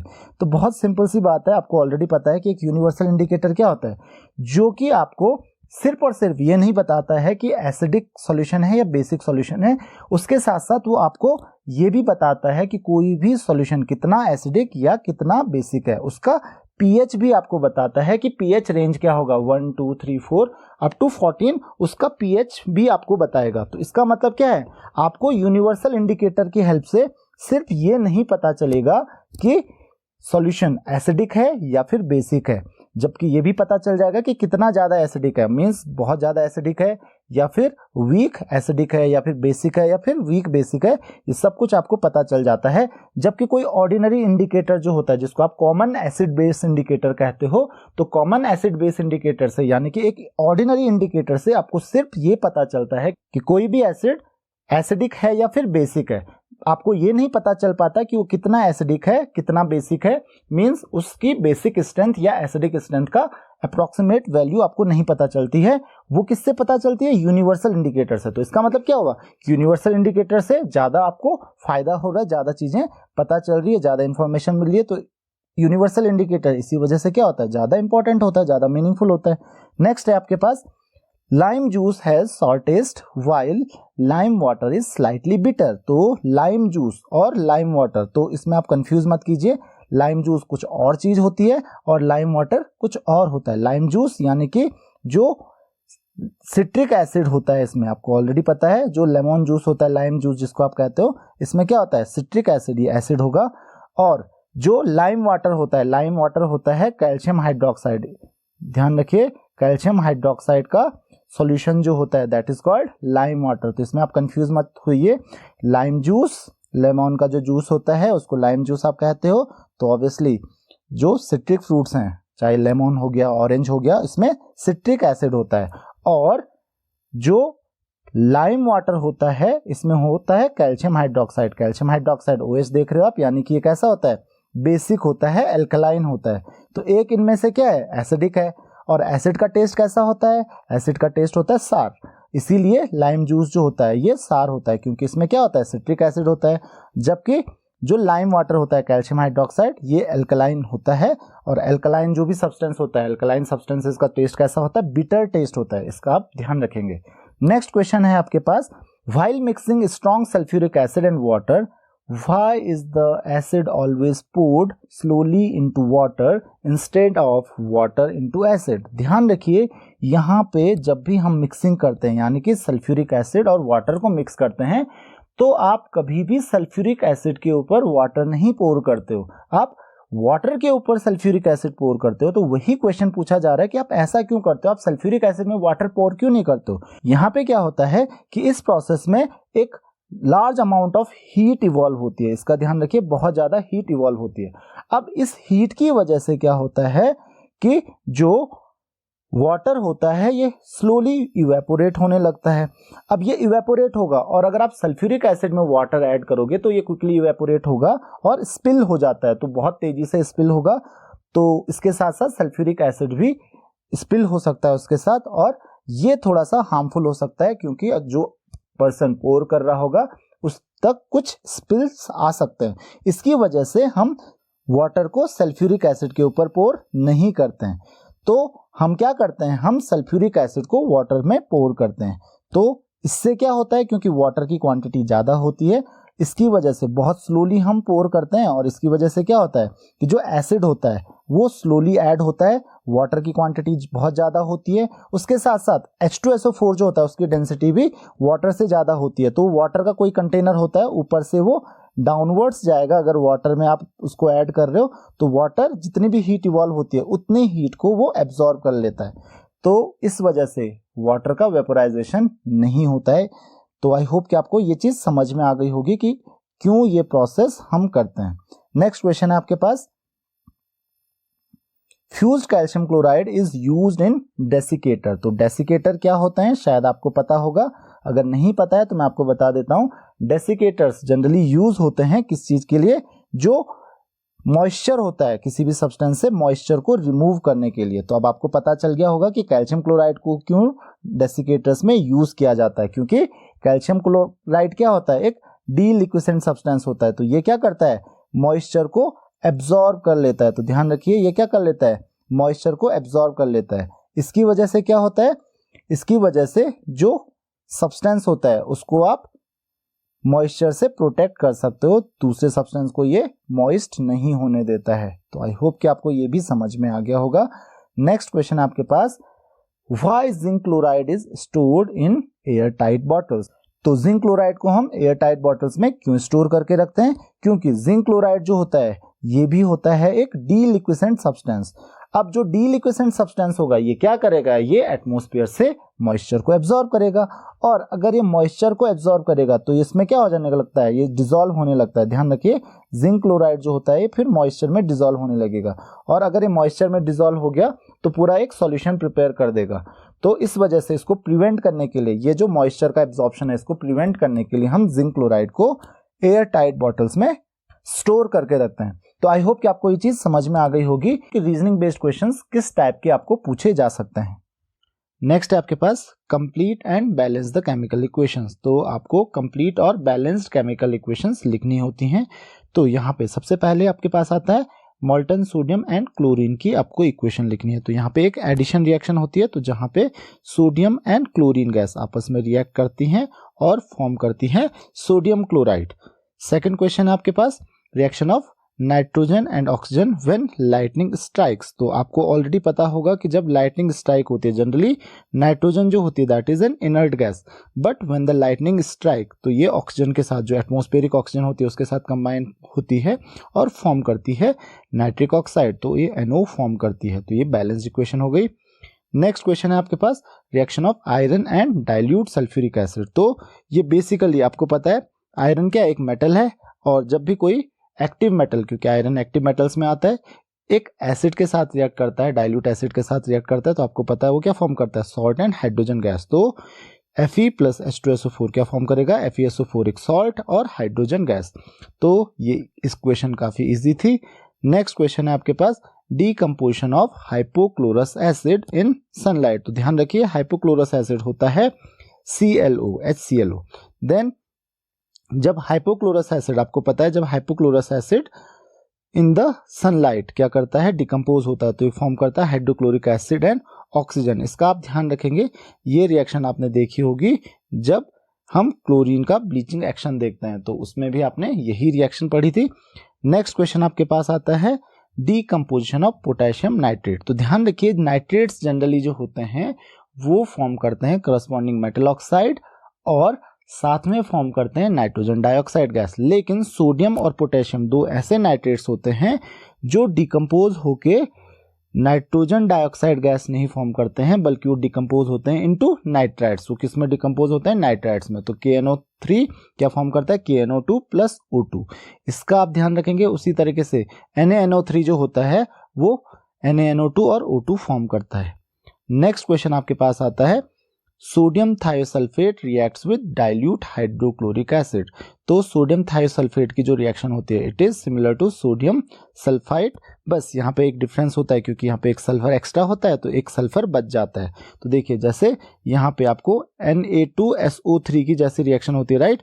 Na2SO3 की रिएक्शंस क्या होती है, वहाँ पे फॉर्म होगा NaCl, SO2 और H2, लेकिन यहाँ पे एक सल्फर ज़्यादा है तो यहाँ पे एक S एक्स्ट्रा फॉर्म होता है। तो इस तरीके से आप इस रिएक्शन को याद रखिए। देन नेक्स्ट क्वेश्चन आपके पास है calcium bicarbonate reacts with dilute hydrochloric acid. तो आपको पता है कार्बोनेट्स एंड बाइकार्बोनेट्स जब एसिड्स के साथ रिएक्ट करते हैं तो वो क्या फॉर्म करते हैं, सॉल्ट, वाटर और कार्बन डाइऑक्साइड। तो सिमिलरली यहाँ पे भी सेम हुआ, कैल्शियम बाइकार्बोनेट जो है वो HCl के साथ रिएक्ट करके कैल्शियम क्लोराइड फॉर्म करेगा, वाटर फॉर्म करेगा और कार्बन डाइऑक्साइड फॉर्म करेगा। ये रिएक्शंस मैं आपको ऑलरेडी बता चुका हूं कि आप कैसे याद रख सकते हो। उसके लिए मैंने आपको शॉर्ट ट्रिक्स बताई थी कि कैसे आप एसिड्स की रिएक्शंस को याद रख सकते हो, तो वो वीडियो आप प्लेलिस्ट से देख सकते हैं। नेक्स्ट क्वेश्चन है आपके पास dilute sulphuric acid is poured over sodium sulphate. तो यहाँ पे सोडियम सल्फेट नहीं होना चाहिए, यहाँ पे सोडियम सल्फाइड होगा, ध्यान रखिए इसको। अगेन यहाँ पे थोड़ा सा गड़बड़ है, इट इज सोडियम सल्फाइड, क्योंकि सोडियम सल्फेट पे कोई फर्क नहीं पड़ने वाला है। तो सोडियम सल्फाइड पे क्या होगा, आपको ऑलरेडी पता है कि सोडियम सल्फाइड के साथ Na2SO3, क्योंकि सल्फाइड जो होते हैं क्या फॉर्म करते हैं, corresponding salts, water and sulphur dioxide. तो सल्फाइड यहाँ पे होगा, इसको करेक्ट कर लीजिए। नेक्स्ट क्वेश्चन है आपके पास lead nitrate solution is added to sodium chloride solution. तो लेड नाइट्रेट और सोडियम क्लोराइड क्या फॉर्म करेगा, यहाँ पे होगी प्रिसिपिटेशन रिएक्शन, जो कि आपने क्लास 9th में भी पढ़ी है। लेड नाइट्रेट और सोडियम क्लोराइड जो मिलके क्या फॉर्म करेंगे, प्रिसिपिटेशन रिएक्शन फॉर्म करेंगे। प्रिसिपिटेशन रिएक्शन यहाँ पे होगी तो क्या फॉर्म करेंगे, जो आयंस होंगे एक्सचेंज कर लेंगे, नाइट्रेट चला जाएगा सोडियम के साथ और क्लोराइड आ जाएगा लेड के साथ। तो क्या फॉर्म करेगा, लेड क्लोराइड और सोडियम नाइट्रेट। आप बस फॉर्मूला सही लिखिए किसी भी कंपाउंड का। तो आपको पता है PbCl2 जो होता है एक वाइट कलर का प्रिसिपिटेट फॉर्म करता है, तो इसीलिए ये क्या है, एक प्रिसिपिटेशन रिएक्शन है। तो जनरली जब दो सॉल्युबल सॉल्ट्स रिएक्ट करते हैं तो जनरली एक इनसॉल्युबल और एक सॉल्युबल सॉल्ट फॉर्म करते हैं। नेक्स्ट क्वेश्चन है आपके पास zinc is heated with sodium hydroxide solution. तो आपको पता है जिंक जो होता है वो एक ऐसा मेटल है जो एसिड्स और बेसिस के साथ दोनों के साथ रिएक्ट करता है, तो करस्पॉन्डिंग सॉल्ट और हाइड्रोजन गैस ही लिबरेट करेगा। तो देखिए NaOH क्या फॉर्म करेगा, corresponding salt that is sodium zincate, साथ में हाइड्रोजन गैस ये लिबरेट करेगा। तो सेम चीज सेम रिएक्शन होती है लेड और एल्यूमिनियम के साथ, तो ये भी आप ध्यान रखेंगे। नेक्स्ट क्वेश्चन है आपके पास lead nitrate solution and dilute sulphuric acid. तो लेड नाइट्रेट और डाइल्यूट सल्फ्यूरिक एसिड आपको पता है ये क्या फॉर्म करेगा, ये फॉर्म करेगा लेड सल्फेट एंड HNO3। तो इसका आप ध्यान रखेंगे, ये लेड सल्फेट, क्योंकि लेड सल्फेट क्या करता है, एक प्रिसिपिटेट फॉर्म करता है, साथ में क्या फॉर्म करेगा, HNO3। नेक्स्ट क्वेश्चन आपके पास copper and concentrated sulphuric acid. तो ध्यान रखिए कॉपर कभी भी डाइल्यूट सल्फ्यूरिक एसिड के साथ रिएक्ट नहीं करता है। कॉपर सिर्फ और सिर्फ किसके साथ रिएक्ट करता है, कंसंट्रेटेड सल्फ्यूरिक एसिड के साथ, क्योंकि concentrated sulphuric acid as an oxidizing agent behave करता है। और ऑक्सीडाइजिंग रिएक्शंस कैसे याद रखनी मैंने वो भी आपको बताया था। यहाँ पे सॉल्ट, सल्फर डाइऑक्साइड और वाटर प्रोड्यूस होगा, इसका आप ध्यान रखेंगे। तो देखिए सॉल्ट, सल्फर डाइऑक्साइड और वाटर प्रोड्यूस होगा। H2SO4 के साथ। तो ये चीज़ आप ध्यान रखेंगे तो इजीली ये रिएक्शन आप याद रख सकते हो। तो कॉपर सल्फेट फॉर्म हुआ, साथ में वाटर और सल्फर डाइऑक्साइड फॉर्म हुआ। तो इसको आप बैलेंस इजीली कर सकते हो। नेक्स्ट क्वेश्चन है आपके पास ammonia and dilute sulphuric acid. तो आपको पता है अमोनिया बेस है, डाइल्यूट सल्फ्यूरिक एसिड एसिड है, तो एक सॉल्ट फॉर्म होगा। तो यहाँ पे ध्यान रखिए अमोनिया के साथ वाटर OH क्योंकि ये फॉर्म नहीं करता है, इस वजह से यहाँ पे H2O फॉर्म नहीं हुआ है। तो यहाँ पे कंफ्यूज मत होइए, यहाँ पे H2O मत ढूंढिए, आप ध्यान रखिए ये H2O नहीं आएगा। यहाँ पे जनरली बेस और एसिड जब रिएक्ट करते हैं तो सॉल्ट और वाटर फॉर्म करते हैं, लेकिन अमोनिया एक ऐसा बेस है जो OH माइनस आयन नहीं देता है। वाटर कब बनता है? जब बेस का OH माइनस और एसिड का H प्लस आयन कंबाइन होते हैं। यहाँ पे एसिड का H प्लस आयन तो है लेकिन बेस का OH माइनस नहीं है, और जो एसिड का H प्लस आयन भी है वो भी अमोनिया के साथ कंबाइन हो गया, वो अमोनियम आयन फॉर्म कर लेगा। तो इस वजह से वो H प्लस आयन भी एडजस्ट हो जाता है और OH माइनस आयन तो होता ही नहीं है, तो इस वजह से वाटर यहाँ पे फॉर्म नहीं होता है। तो अमोनिया का ध्यान रखना, अमोनिया जब रिएक्ट करता है, हाँ अमोनियम हाइड्रोक्साइड अगर होता है जो कि अमोनिया को वाटर में डिसॉल्व करके बनता है तो तब वाटर जरूर फॉर्म होता है, लेकिन अमोनिया के साथ कोई भी एसिड रिएक्ट करता है तो वो सॉल्ट फॉर्म करता है, वाटर फॉर्म नहीं करता है। इसका आप ध्यान रखेंगे। नेक्स्ट क्वेश्चन आपके पास sodium carbonate solution and dilute hydrochloric acid. तो आपको पता है कोई भी कार्बोनेट होता है जब एसिड के साथ, डाइल्यूट एसिड के साथ रिएक्ट करता है तो सॉल्ट, वाटर और कार्बन डाइऑक्साइड फॉर्म करता है। तो यही आपको ध्यान रखना है अगेन। तो ये क्या फॉर्म करेगा? ये फॉर्म करेगा salt that is NaCl, water और कार्बन डाइऑक्साइड। तो ये आप बैलेंस्ड रिएक्शन लिख सकते हो। नेक्स्ट क्वेश्चन है आपके पास magnesium and dilute sulphuric acid. तो मैग्नीशियम जब डाइल्यूट सल्फ्यूरिक एसिड के साथ रिएक्ट करेगा तो आपको पता है मैग्नीशियम क्या है? एक एक्टिव मेटल है, और एक्टिव मेटल जब एसिड्स के साथ रिएक्ट करते हैं तो करस्पॉन्डिंग सॉल्ट और हाइड्रोजन गैस लिबरेट करते हैं। तो यहाँ पे आपको यही चीज ध्यान रखनी है कि मैग्नीशियम सल्फेट और हाइड्रोजन गैस फॉर्म होगी।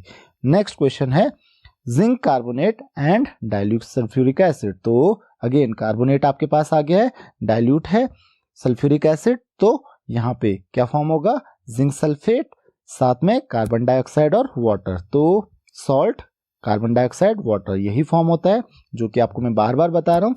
नेक्स्ट क्वेश्चन है आपके पास copper oxide and dilute sulphuric acid. तो कॉपर ऑक्साइड क्या है? एक बेस है। डाइल्यूट सल्फ्यूरिक एसिड एक एसिड है। तो एसिड बेस रिएक्शन में क्या फॉर्म होता है? Salt and water. तो बस ये चीज ध्यान रखिए, कॉपर सल्फेट एंड वाटर यहाँ पे फॉर्म होगा अगर कॉपर ऑक्साइड और सल्फ्यूरिक एसिड रिएक्ट करते हैं तो। नेक्स्ट क्वेश्चन आता है आपके पास ferric hydroxide reacts with nitric acid. तो ध्यान रखिए फेरिक हाइड्रोक्साइड ये क्या है? एक बेस है। नाइट्रिक एसिड ये क्या है? एक एसिड है। तो ये क्या फॉर्म करेगा? सॉल्ट एंड वाटर फॉर्म करेगा। सॉल्ट कौन सा? फेरिक नाइट्रेट, और वाटर ये फॉर्म करेगा। तो इसका आप ध्यान रखेंगे, जस्ट आपको रिएक्शंस बैलेंस करनी है बस। नेक्स्ट क्वेश्चन आता है आपके पास zinc oxide dissolves in sodium hydroxide. तो ये रिएक्शन हमने अभी डिस्कस की थी कि जिंक ऑक्साइड को जब आप सोडियम हाइड्रोक्साइड में डिसॉल्व करते हो तो ये क्या फॉर्म करता है? क्योंकि जिंक ऑक्साइड क्या है? एक एम्फोटेरिक ऑक्साइड है। आपको पता है जिंक ऑक्साइड के साथ साथ कौन कौन एम्फोटेरिक ऑक्साइड्स हैं? ध्यान रखिए इस चीज का। जिंक ऑक्साइड के साथ साथ जो एल्यूमिनियम ऑक्साइड है और लेड ऑक्साइड है PbO, ये दोनों एम्फोटेरिक ऑक्साइड्स हैं। तो ये क्या फॉर्म करेगा? सोडियम जिंकेट, साथ में वाटर, और बाकी के जो एम्फोटेरिक ऑक्साइड हैं जैसे सोडियम एल्यूमिनेट और जो लेड है वो सोडियम प्लम्बाइड फॉर्म करता है और साथ में वाटर फॉर्म करता है। नेक्स्ट क्वेश्चन है आपके पास give the equation for following conversion A to E। तो आपको यहाँ पे दिख रहा है हमको ये जो कन्वर्जन हैं उनके लिए इक्वेशंस लिखनी है। तो सबसे पहला जो A है, फिर हम B डिस्कस करेंगे, फिर C डिस्कस करेंगे, फिर D, और इस तरीके से हम E तक पहुंचेंगे। तो सबसे पहले जिंक सल्फेट से आपको फॉर्म करना है जिंक कार्बोनेट। तो ऑब्वियसली देखिए जिंक सल्फेट से अगर आपको जिंक कार्बोनेट फॉर्म करना है तो आपको एक ऐसे सब्सटेंस के साथ रिएक्ट करना पड़ेगा जिसमें कार्बोनेट होता है। तो हम क्या करेंगे? हम इसको रिएक्ट करेंगे इसके साथ सोडियम कार्बोनेट के साथ। तो ये क्या फॉर्म करता है? Sodium carbonate easily sodium sulphate form कर लेता है और साथ में जो जिंक कार्बोनेट है वो फॉर्म हो जाता है। तो काफी इजी रिएक्शन थी। ये बहुत इंपॉर्टेंट रिएक्शन नहीं है, तो आपको अगर याद नहीं हो पाती है तो नो प्रॉब्लम। अब आपको फॉर्म करना है जिंक कार्बोनेट से जिंक नाइट्रेट। तो जिंक कार्बोनेट को जिंक नाइट्रेट में कन्वर्ट करने के लिए आपको एक ऐसा सब्सटेंस चाहिए जिनमें नाइट्रेट आयन प्रेजेंट हो। तो आप क्या करोगे? जिंक कार्बोनेट को HNO3 यानी कि नाइट्रिक एसिड से रिएक्ट कर लोगे। तो आपको पता है कार्बोनेट है तो H2O और CO2 फॉर्म कर लेगा, और साथ में आपको जिंक नाइट्रेट मिल जाएगा। तो ये आपको मिल चुका है जिंक नाइट्रेट, और H2 और CO2 तो फॉर्म हो गई क्योंकि मेटल कार्बोनेट है। नेक्स्ट इसके बाद आप क्या करोगे, सी पार्ट क्या है आपके पास, आपको इस जिंक नाइट्रेट को कन्वर्ट करना है किसमें, जिंक हाइड्रोक्साइड में। तो जिंक नाइट्रेट क्या है, एक सॉल्ट है, इसको बेस में कन्वर्ट करना है। तो आपको याद होगा हम रिएक्ट करते हैं किसके साथ, सोडियम हाइड्रोक्साइड के साथ, तो ताकि ये एक प्रेसिपिटेट फॉर्म करे। तो हम किसके साथ रिएक्ट करेंगे इसको, सोडियम हाइड्रोक्साइड के साथ, और ये क्या फॉर्म करेगा, जिंक हाइड्रोक्साइड, एंड साथ में क्या फॉर्म करेगा, साथ में फॉर्म करेगा सोडियम नाइट्रेट। तो यहाँ पे आप इसको देख सकते हैं, zinc hydroxide and sodium nitrate ये फॉर्म करता है। नेक्स्ट इसके बाद आपको क्या करना है, जो जिंक हाइड्रोक्साइड है इसको कन्वर्ट करना है जिंक ऑक्साइड में। तो ये तो बहुत सिंपल है, जिंक हाइड्रोक्साइड को अगर आप हीट कर दोगे तो हीट करके ये क्या करेगा, ये जिंक ऑक्साइड और वाटर लिबरेट करेगा। तो ये तो बड़ा इजी सा क्वेश्चन था। और लास्ट में आपको जिंक ऑक्साइड को कन्वर्ट करना है जिंक सल्फेट में। तो ये भी बहुत इजी है क्योंकि आपको पता है जिंक ऑक्साइड एक एम्फोटेरिक ऑक्साइड है, ये एसिड और बेसिस दोनों के साथ रिएक्ट करता है। तो सल्फेट के लिए आप एसिड के साथ रिएक्ट कर लीजिए इसको, यानी कि कौन सा एसिड के साथ आप रिएक्ट करोगे, सल्फ्यूरिक एसिड के साथ ऑब्वियसली, क्योंकि उसी में सल्फेट आयन होता है। तो लास्ट जो ई वाला पोर्शन होगा वो इस तरीके से होगा आपका। तो इस तरीके से आपको मिल जाएगा जिंक सल्फेट वापस। तो आई होप कि ये इक्वेशन आपको समझ में आ गई होंगी। नेक्स्ट क्वेश्चन है आपके पास, how can the following conversions be made, कैसे आप इन कन्वर्जन्स को कर सकते हो। तो सबसे पहले है आपके पास magnesium to magnesium chloride, magnesium को आपको मैग्नीशियम क्लोराइड में कन्वर्ट करना। तो देखिए बहुत इजी है, अगर किसी भी मेटल का सॉल्ट आपको बनाना है तो उसको एसिड के साथ रिएक्ट कर लीजिए, और क्योंकि क्लोराइड है यहाँ पे तो हाइड्रोक्लोरिक एसिड के साथ रिएक्ट कीजिए। तो बहुत सिंपल सी बात है, मैग्नीशियम को हम किसके साथ ट्रीट करेंगे, एक्वस HCl के साथ, ध्यान रखिए यहाँ पे प्लस होगा, और ये क्या फॉर्म करेगा, magnesium chloride and hydrogen gas. तो इस तरीके से आप इजीली फॉर्म कर सकते हो। नेक्स्ट क्वेश्चन आता है आपके पास, जिंक टू जिंक सल्फेट, तो जिंक को जिंक सल्फेट में कन्वर्ट करना है। तो आपको अभी मैंने बताया कि अगर किसी भी मेटल को आपको कन्वर्ट करना है किसमें, सॉल्ट में, तो आप एसिड के साथ रिएक्ट कर लीजिए। और यहाँ पे सल्फेट चाहिए आपको, यानी कि आप रिएक्ट करोगे इसको H2SO4 के साथ, क्योंकि उसी में सल्फेट आयन होता है। तो जिंक और H2SO4 मिलके क्या बनाएंगे, जिंक सल्फेट और हाइड्रोजन। नेक्स्ट क्वेश्चन आपके पास आता है, आयरन टू फेरस सल्फाइड। तो ये डायरेक्ट रिएक्शन से भी आप बना सकते हो, आयरन को रिएक्ट करके सल्फर के साथ, तो ये क्या फॉर्म करेगा, FeS फॉर्म कर लेगा। तो ये रिएक्शन इतनी इंपॉर्टेंट अभी नहीं है, तो इस साल इस रिएक्शन का आना थोड़ा मुश्किल है।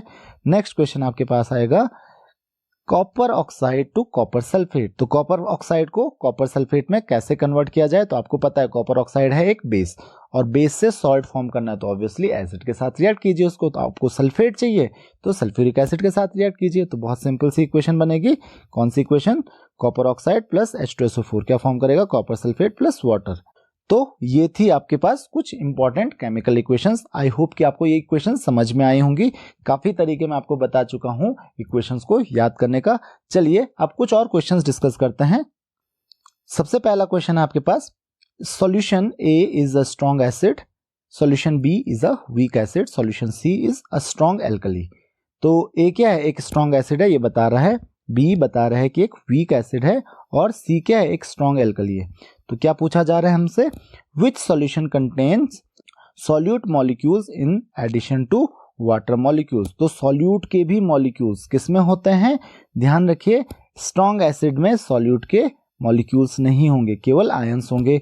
स्ट्रॉन्ग एल्कली, जो भी स्ट्रॉन्ग बेस या स्ट्रॉन्ग एसिड्स होते हैं उनमें मॉलिक्यूल्स नहीं होते हैं सॉल्यूट के, वो केवल किस में होंगे, वीक एसिड्स या बेस में। तो वीक एसिड जो होगा कौन है, ये सॉल्यूशन बी। तो आंसर क्या आ जाएगा आपका, सॉल्यूशन बी, पूरा लिख लीजिए सॉल्यूशन बी। नेक्स्ट क्वेश्चन है आपके पास, which solution could be a solution of glacial acetic acid.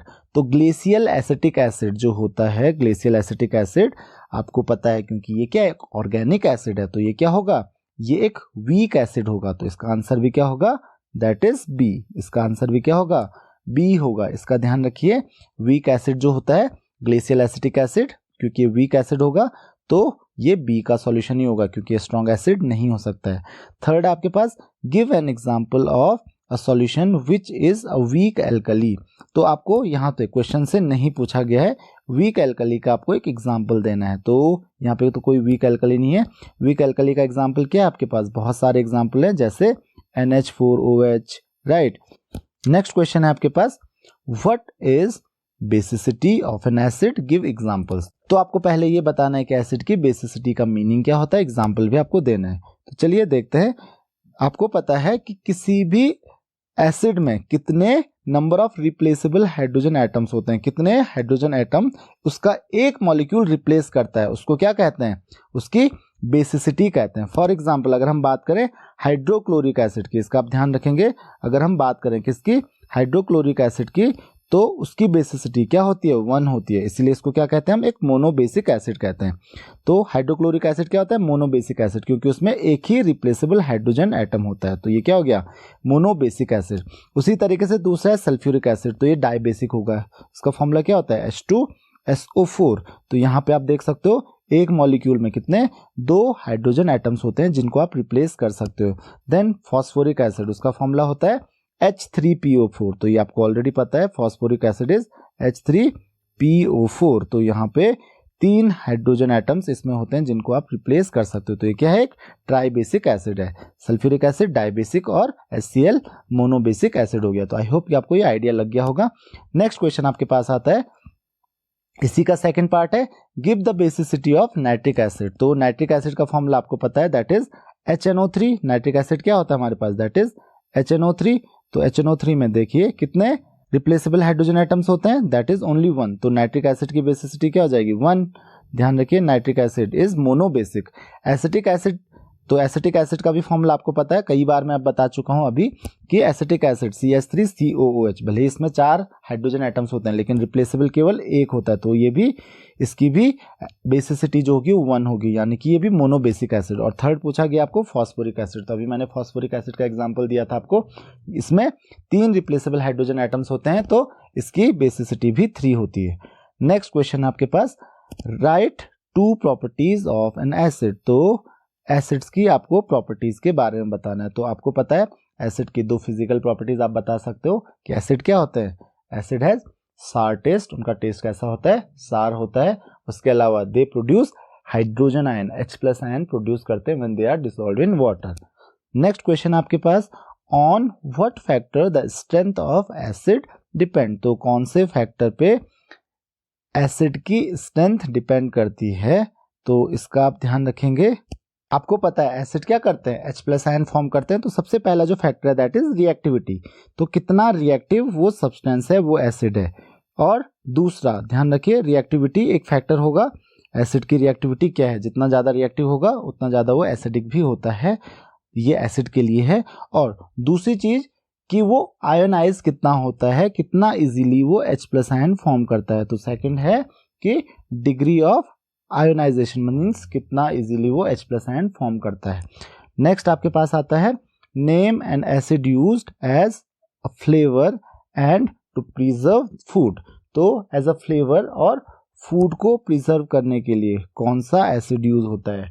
तो आपको पता है that must be citric acid. Citric acid use होता है एज अ फ्लेवर और फूड को प्रिजर्व करने के भी ये काम आता है। नेक्स्ट है आपके पास, इन अ ड्रिंक। तो कोल्ड ड्रिंक्स जो होती हैं, सॉफ्ट ड्रिंक्स जो होती हैं, उनमें कौन सा एसिड यूज होता है? दैट इज H2CO3, यानी कि कार्बोनिक एसिड। इसका आंसर क्या होगा? Carbonic acid. नेक्स्ट है आपके पास, ये सी होगा, ई नहीं। तो सी है आपके पास, टू रिमूव इंक स्पॉट। तो जनरली ये क्वेश्चन पूछ लिया जाता है। तो इंक स्पॉट्स को रिमूव करने के लिए होता है यूज ऑक्सैलिक एसिड, और आई वॉश के लिए यूज होता है बोरिक एसिड। तो इसका ध्यान रखना, बोरिक एसिड जो होता है वो आई वॉश में यूज होता है। तो काफी बार ये क्वेश्चन पूछे जाते हैं। नेक्स्ट क्वेश्चन है आपके पास, what is acidity of a base. तो अभी क्वेश्चन आया था what is basicity of acid, और अब क्वेश्चन आ गया what is acidity of a base. तो आपको पता होना चाहिए कि एसिडिटी जो होती है बेस की, कि बेस का एक मॉलिक्यूल डिसोसिएशन पे कितने हाइड्रोक्सिल आयन फॉर्म करता है, उसको हम क्या कहेंगे? उस बेस की एसिडिटी कहेंगे। फॉर एग्जाम्पल भी पूछे गए हैं आपको। तो NaOH सोडियम हाइड्रोक्साइड जब डिसोसिएट होता है तो एक OH माइनस आयन फॉर्म करता है, तो इसकी बेसिसिटी क्या हो गई 1। ये क्या है, मोनो एसिडिक बेस है, ध्यान रखिए, मोनो एसिड नहीं, मोनो एसिडिक बेस होगा ये। देन जो कैल्शियम हाइड्रोक्साइड है तो ये आप देख सकते हो OH होल ट्वाइस है, यानी कि इसका एक molecule 2 OH minus ions form करेगा जब डिसोसिएट होगा, तो ये क्या है, डाई एसिडिक बेस। ये क्या है, diacidic base.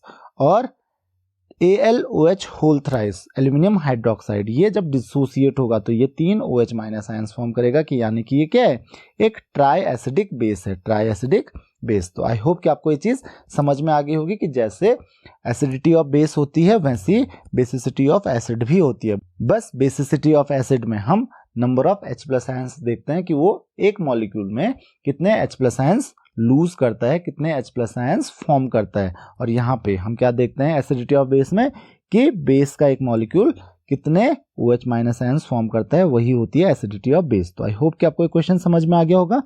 Next question आपके पास आता है, name the kind of particles present in sodium hydroxide solution. तो ये क्या है, सोडियम हाइड्रोक्साइड सॉल्यूशन क्या है, एक स्ट्रॉन्ग बेस है, तो इसमें क्या होंगे, केवल आयंस प्रेजेंट होंगे। तो इसका आप ध्यान रखोगे कि सोडियम हाइड्रोक्साइड सॉल्यूशन में सिर्फ और सिर्फ आयंस प्रेजेंट होते हैं।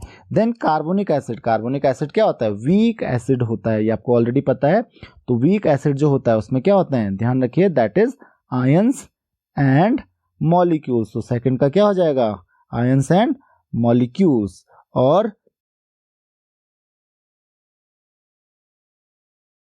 टाइट है तो ये आयंस फॉर्म करता ही नहीं है, तो इसमें ओनली मॉलिक्यूल्स, ध्यान रखिए। और फर्स्ट में आयंस। नेक्स्ट है आपके पास solution A is sodium hydroxide solution, solution B is a weak acid, और सॉल्यूशन C बोला गया है is dilute sulphuric acid. Which solution will liberate sulphur dioxide from sodium sulphide. तो देखिए कौन सा एसिड होगा जो सल्फर डाइऑक्साइड लिबरेट करेगा सोडियम सल्फाइड से। तो आपको ऑलरेडी पता है वो कैसा एसिड होना चाहिए, एक मिनरल एसिड होना चाहिए। तो कौन सा एसिड होता है ऐसा, सल्फ्यूरिक एसिड। तो इसका आंसर क्या हो जाएगा, सॉल्यूशन C, ध्यान रखना, that is solution C। Next आपके पास give a white precipitate with zinc sulphate solution. तो ध्यान रखिए जिंक सल्फेट सॉल्यूशन के साथ व्हाइट कलर का प्रेसिपिटेट कौन फॉर्म करता है। तो आपको पता है ZnSO4 के साथ व्हाइट कलर का प्रेसिपिटेट किसका होता है, जिंक हाइड्रोक्साइड का। जिंक सल्फेट का कोई प्रेसिपिटेट नहीं होता है। और वो कब फॉर्म होता है, जब इसको आप ट्रीट करते हो NaOH यानी कि किसी सोडियम हाइड्रोक्साइड सॉल्यूशन के साथ। तो NaOH या अमोनियम हाइड्रोक्साइड के साथ फॉर्म करता है ये ZnOH होल ट्वाइस। तो इसका आप ध्यान रखेंगे, जिंक हाइड्रोक्साइड प्लस साथ में क्या फॉर्म करता है, साथ में फॉर्म करता है सोडियम सल्फेट यानी Na2SO4। तो ये होगा आपका आंसर, यानी कि solution A sodium hydroxide solution.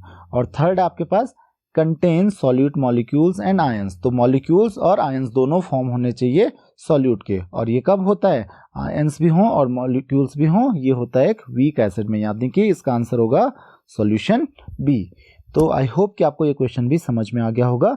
Next question आपके पास व्हाट आर इंडिकेटर्स। तो इंडिकेटर्स क्या होते हैं, and name 3 indicators and their colour in different medium. तो 3 इंडिकेटर्स आपको बताने हैं और उनके कलर भी बताने हैं डिफरेंट मीडियम में। तो इसका आंसर क्या है, इंडिकेटर जो होते हैं ये आपको पता है ये कॉम्प्लेक्स ऑर्गेनिक कंपाउंड्स होते हैं, जिनको आप किस लिए यूज करते हो, जो एसिडिक और बेसिक यानी कि एल्कलाइन सॉल्यूशंस होते हैं उनके बीच में डिफरेंस क्रिएट कर सको, इसलिए आप इंडिकेटर्स को यूज करते हो। अब 3 बहुत इंपॉर्टेंट इंडिकेटर्स जो हैं आपके पास, लिटमस हो गया, मिथाइल ऑरेंज हो गया और फेनोप्थलीन हो गया। तो मिथाइल ऑरेंज आपको पता है ऑरेंज कलर का होता है और फेनोप्थलीन कलरलेस होता है। अब अगर बात की जाए कि तीनों इंडिकेटर जो हैं एसिडिक मीडियम में कैसे दिखेंगे और बेसिक मीडियम में कैसे दिखेंगे, तो ध्यान रखिए कि जो एसिड होते हैं तो एसिड में इंडिकेटर्स जो होते हैं यहाँ पे आप देख सकते हो, सबसे पहले बात आती है यहाँ पे लिटमस की। तो यहाँ पे मैंने एसिडिक मीडियम मार्क किया हुआ है और यहाँ पे एल्कलाइन मीडियम मार्क किया हुआ। तो देखते हैं कि कैसे ये अपना कलर चेंज करते हैं एसिडिक और एल्कलाइन मीडियम में। तो लिटमस जो होता है वो एसिडिक मीडियम में कैसा हो जाता है, रेड हो जाता है, और एल्कलाइन मीडियम में इसका कलर कैसा हो जाता है, ब्लू हो जाता है। तो लिटमस की हेल्प से हम पता कर सकते हैं कि जो कोई भी मीडियम है, कोई भी सॉल्यूशन है, एसिडिक है या एल्कलाइन है, अगर वो रेड हुआ तो इसका मतलब एसिडिक है, और अगर वो ब्लू हुआ तो इसका मतलब वो कैसा है, एल्कलाइन है। नेक्स्ट बात करते हैं हम मिथाइल ऑरेंज की। तो मिथाइल ऑरेंज जो होता है, ध्यान रखिए, वो एसिडिक मीडियम में वो हो जाता है रेड, या आप कह सकते हो पिंक। जनरली ये पिंक कलर का आपको दिखेगा इन एसिडिक मीडियम, और एल्कलाइन मीडियम में हो जाता है येलो।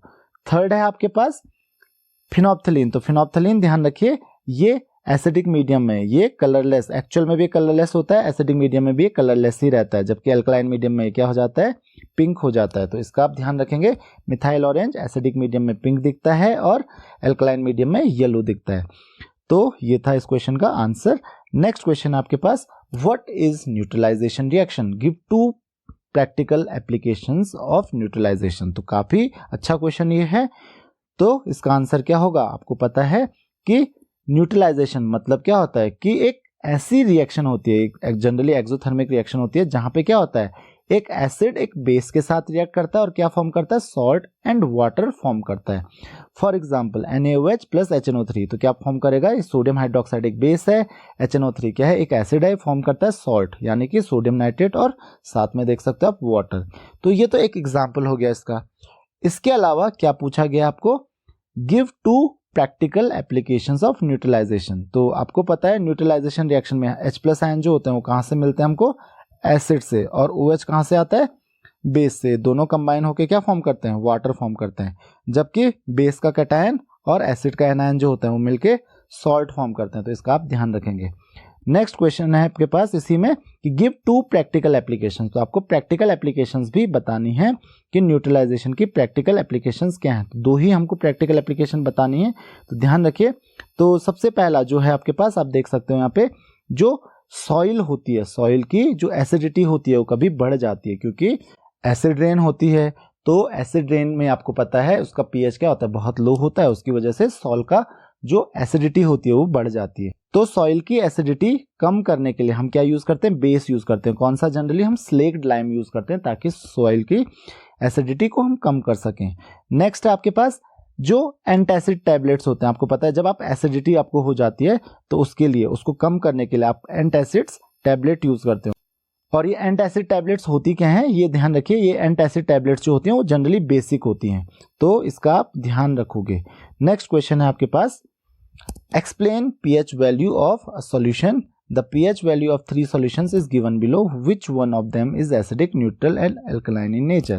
तो आपको क्या एक्सप्लेन करना है कि pH वैल्यू का मतलब क्या होता है। तो ध्यान रखिए, pH वैल्यू की हमेशा डेफिनेशन याद रखिए कि किसी भी सॉल्यूशन का pH का मतलब क्या होता है कि negative logarithm of concentration of hydrogen ion to base 10। Base क्या होना चाहिए, 10 होता है, उसका ध्यान रखिए।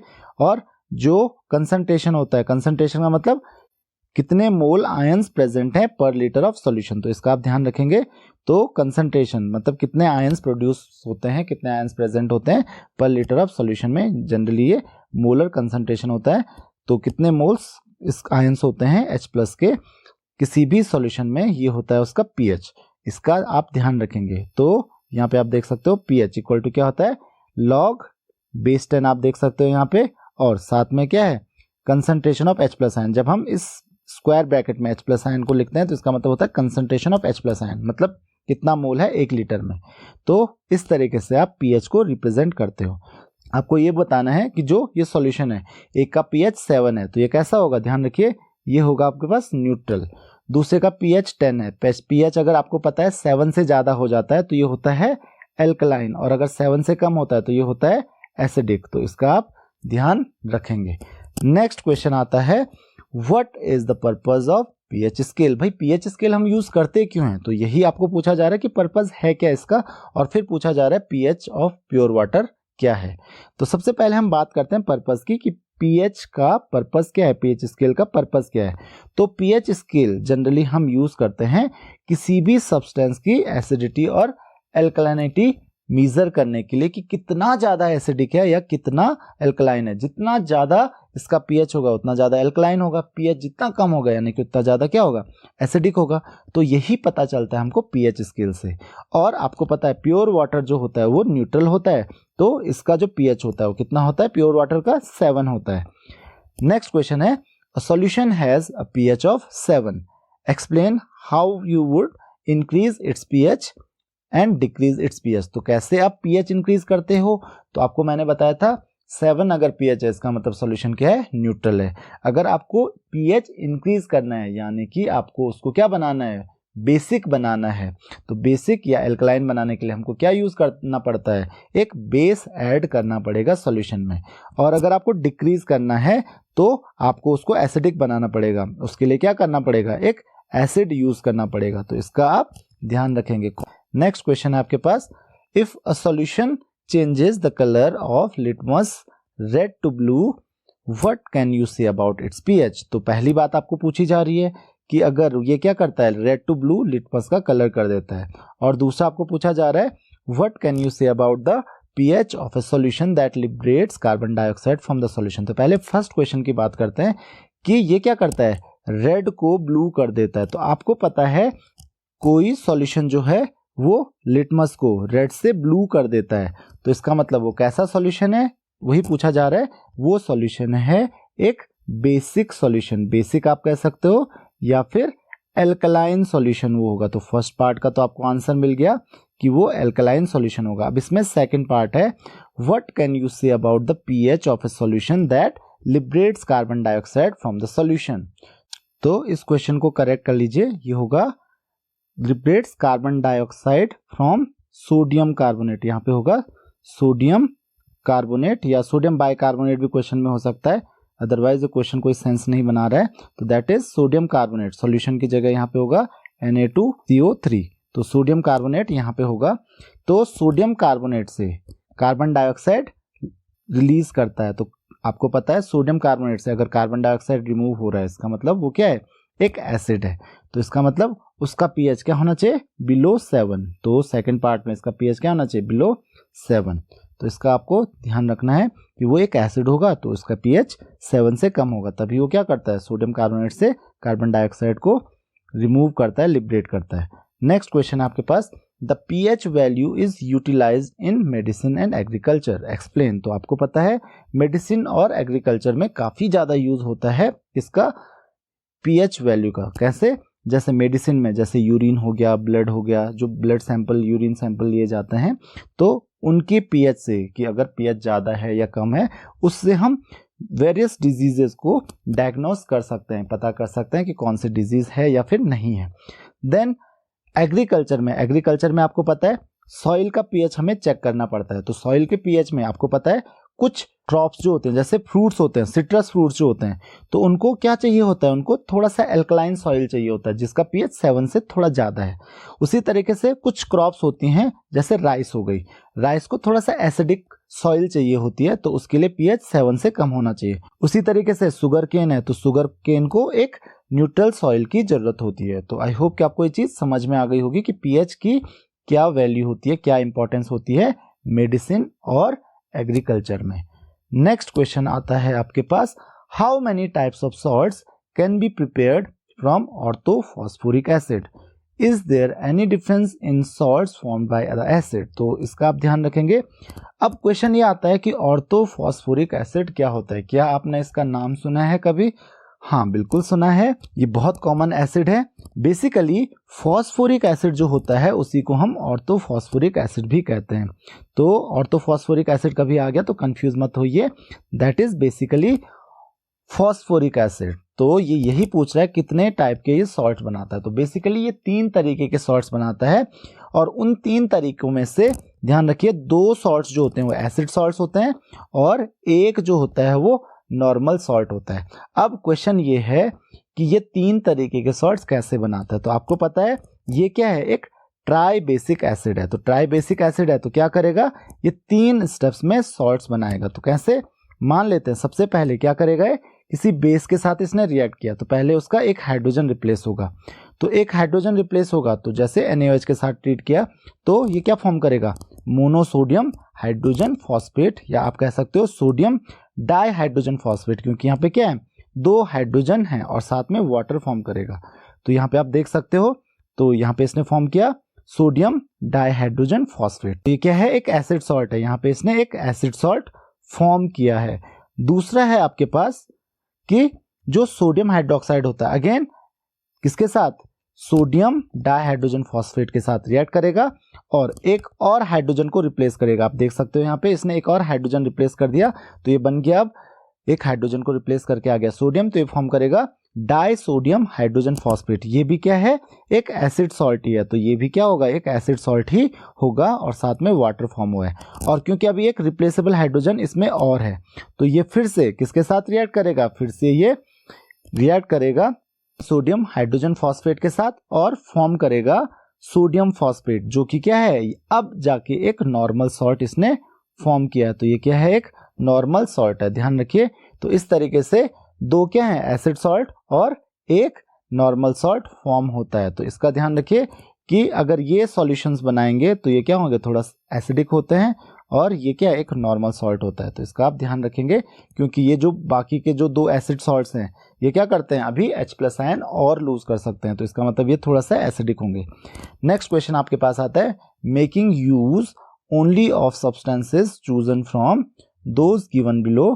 तो आपको दिख रहा है डाइल्यूट सल्फ्यूरिक एसिड आपको यूज करना है, सोडियम कार्बोनेट आपको यूज करना है, जिंक, उसके अलावा सोडियम सल्फाइड, लेड और कैल्शियम कार्बोनेट। अब इसको यूज करके आपको प्रिपेयर करनी है हाइड्रोजन। तो हाइड्रोजन को प्रिपेयर करने का बड़ा इजी तरीका है। क्या करेंगे, हाइड्रोजन के लिए एक एसिड हम ले लेंगे, तो कौन है एसिड, सल्फ्यूरिक एसिड, और उसको रिएक्ट कर लेंगे एक मेटल के साथ। तो मेटल कौन सा है मेरे पास, जिंक है, तो जिंक का रिएक्शन हम कर देते हैं जिंक की सल्फ्यूरिक एसिड के साथ। तो ये आप देख सकते हैं जिंक प्लस H2SO4 हम क्या फॉर्म करेंगे, इससे हम फॉर्म कर सकते हैं ZnSO4 प्लस H2। अब हम आ जाते हैं सेकंड पे कि हमको फॉर्म करना है सल्फर डाइऑक्साइड। अब सल्फर डाइऑक्साइड फॉर्म करने के लिए हम एसिड की रिएक्शन करवा सकते हैं सल्फाइड या बाइसल्फाइड के साथ। तो आप देख सकते हैं यहाँ पे हमारे पास क्या है, सोडियम सल्फाइड है। तो चलिए सल्फ्यूरिक एसिड की हम रिएक्शन करवा देते हैं किसके साथ, सल्फाइड के साथ, यानी कि सोडियम सल्फाइड के साथ। तो क्या फॉर्म करेगा, आपको पता है सोडियम सल्फाइड क्या फॉर्म करेगा, सॉल्ट, वाटर और सल्फर डाइऑक्साइड। तो ये सल्फर डाइऑक्साइड फॉर्म हो गया। नेक्स्ट आपको पूछा जा रहा है कार्बन डाइऑक्साइड कैसे फॉर्म होगी। तो कार्बन डाइऑक्साइड के लिए हम एक कार्बोनेट को सल्फ्यूरिक एसिड के साथ रिएक्ट कर लेते हैं। तो कार्बोनेट कहाँ है हमारे पास, सोडियम कार्बोनेट है, देखिए। तो हम सोडियम कार्बोनेट की रिएक्शन करवा देते हैं किसके साथ, सल्फ्यूरिक एसिड के साथ। तो या फिर एक और काम हम कर सकते हैं कि जो कैल्शियम कार्बोनेट है इसको हम हीट कर देते हैं, तो इसको भी हीट करके फॉर्म कर सकते हो। तो आप दोनों रिएक्शन देख सकते हैं यहाँ पे, सोडियम कार्बोनेट और सल्फ्यूरिक एसिड क्या फॉर्म करते हैं, सोडियम सल्फेट, वाटर और कार्बन डाइऑक्साइड, जो कि आपने यहाँ पे फॉर्म किए। और साथ में दूसरी भी रिएक्शन है आपके पास, जो कैल्शियम कार्बोनेट है वो कैल्शियम ऑक्साइड और कार्बन डाइऑक्साइड फॉर्म कर रही है। तो इसको अगर आप हीट करते हो तो कैल्शियम ऑक्साइड और कार्बन डाइऑक्साइड फॉर्म कर लेती है। नेक्स्ट आपके पास जिंक कार्बोनेट। तो जिंक कार्बोनेट आप किस तरीके से फॉर्म कर सकते हो, जिंक कार्बोनेट आप फॉर्म कर सकते हो by treating zinc sulphate with sodium carbonate. मैंने अभी आपको बताया था जस्ट। तो इस तरीके से आप जिंक कार्बोनेट और सोडियम सल्फेट को फॉर्म कर सकते हो। तो आई होप कि आपको ये रिएक्शन समझ में आ गई होंगी। नेक्स्ट क्वेश्चन है आपके पास, which of the following salts give acidic solutions, alkaline solutions and neutral solutions in water. तो ध्यान रखिए, आपको कैसे पता चलेगा, ये हम कई टाइम से डिस्कस करते आ रहे हैं कि आपको ये पता करना है कि जो सॉल्ट सॉल्यूशन है वो स्ट्रॉन्ग एसिड स्ट्रॉन्ग बेस का है, वीक एसिड वीक बेस का है, या फिर स्ट्रॉन्ग एसिड वीक बेस का, या फिर वीक एसिड और स्ट्रॉन्ग बेस का है। तो सबसे पहले हम बात करते हैं पोटेशियम नाइट्रेट की। तो पोटेशियम नाइट्रेट क्योंकि किससे फॉर्म हुआ है, KOH और नाइट्रेट आयन है HNO3, स्ट्रॉन्ग एसिड और स्ट्रॉन्ग बेस का है। तो इसका मतलब ये कैसा होगा, ये होगा न्यूट्रल। उसी तरीके से अमोनियम सल्फेट, तो अमोनियम आयन अमोनियम हाइड्रोक्साइड से और सल्फेट में होता है H2SO4। तो अमोनियम हाइड्रोक्साइड क्या है, वीक बेस है, और H2SO4 स्ट्रॉन्ग एसिड है, तो वीक बेस और स्ट्रॉन्ग एसिड का है। तो इसका मतलब ये क्या है, ये थोड़ा सा एसिडिक होगा नेचर में। थर्ड आपको पूछा जा रहा है K2CO3। तो K2CO3 पोटेशियम है, तो पोटेशियम हाइड्रोक्साइड और कार्बोनेट है, तो कार्बोनिक एसिड होगा इसका मतलब। तो इसका मतलब क्या हुआ कि ये कैसा होगा, कार्बोनिक एसिड वीक एसिड होता है, पोटेशियम हाइड्रोक्साइड स्ट्रॉन्ग बेस होता है, तो ये क्या होगा, एल्कलाइन होगा, बेसिक होगा। इसका ध्यान रखेंगे, दिस इज एल्कलाइन। ये क्या है, ये है एल्कलाइन। नेक्स्ट आपको पूछा जा रहा है सोडियम कार्बोनेट यानी कि NaCl। तो ये आपको पता है NaOH और HCl से बनता है, तो ये क्या है, एक न्यूट्रल होगा क्योंकि ये स्ट्रॉन्ग एसिड और स्ट्रॉन्ग बेस का सॉल्ट है। नेक्स्ट क्या आपके पास सोडियम एसिटेट, तो ये होता है CH3COOH यानी कि एसिटिक एसिड और NaOH यानी कि सोडियम हाइड्रोक्साइड। वीक एसिड है एसिटिक एसिड और सोडियम हाइड्रोक्साइड है स्ट्रॉन्ग बेस, तो यानी कि ये भी क्या होगा, ये भी होगा एल्कलाइन, तो इसका भी आप ध्यान रखेंगे। और लास्ट है आपके पास कॉपर सल्फेट, तो कॉपर सल्फेट कहाँ से होगा, CuOH whole twice copper hydroxide और H2SO4 यानी कि ये वीक बेस है और H2SO4 स्ट्रॉन्ग एसिड है, तो ये भी क्या होगा, ये भी होगा स्लाइटली एसिडिक। तो ये आपके पास इस क्वेश्चन का सॉल्यूशन था। तो आई होप कि आपको इस वीडियो से इस चैप्टर के क्वेश्चंस को समझने में काफी हेल्प मिली होगी और ये क्वेश्चंस आपको बोर्ड एग्जाम में काफी हेल्प करेंगे। तो अगर आपकी कोई भी क्वेरीज हैं तो आप मुझे फेसबुक, इंस्टाग्राम या फिर यूट्यूब कमेंट सेक्शन में क्वेश्चंस पूछ सकते हैं। इस लेक्चर में इतना ही। नेक्स्ट लेक्चर में हम डिस्कस करेंगे नेक्स्ट चैप्टर यानी कि एनालिटिकल केमिस्ट्री से रिलेटेड क्वेश्चंस जो कि काफी पूछे जाते हैं, काफी इंटरेस्टिंग भी होते हैं। तो इस लेक्चर में इतना ही। Thank you very much.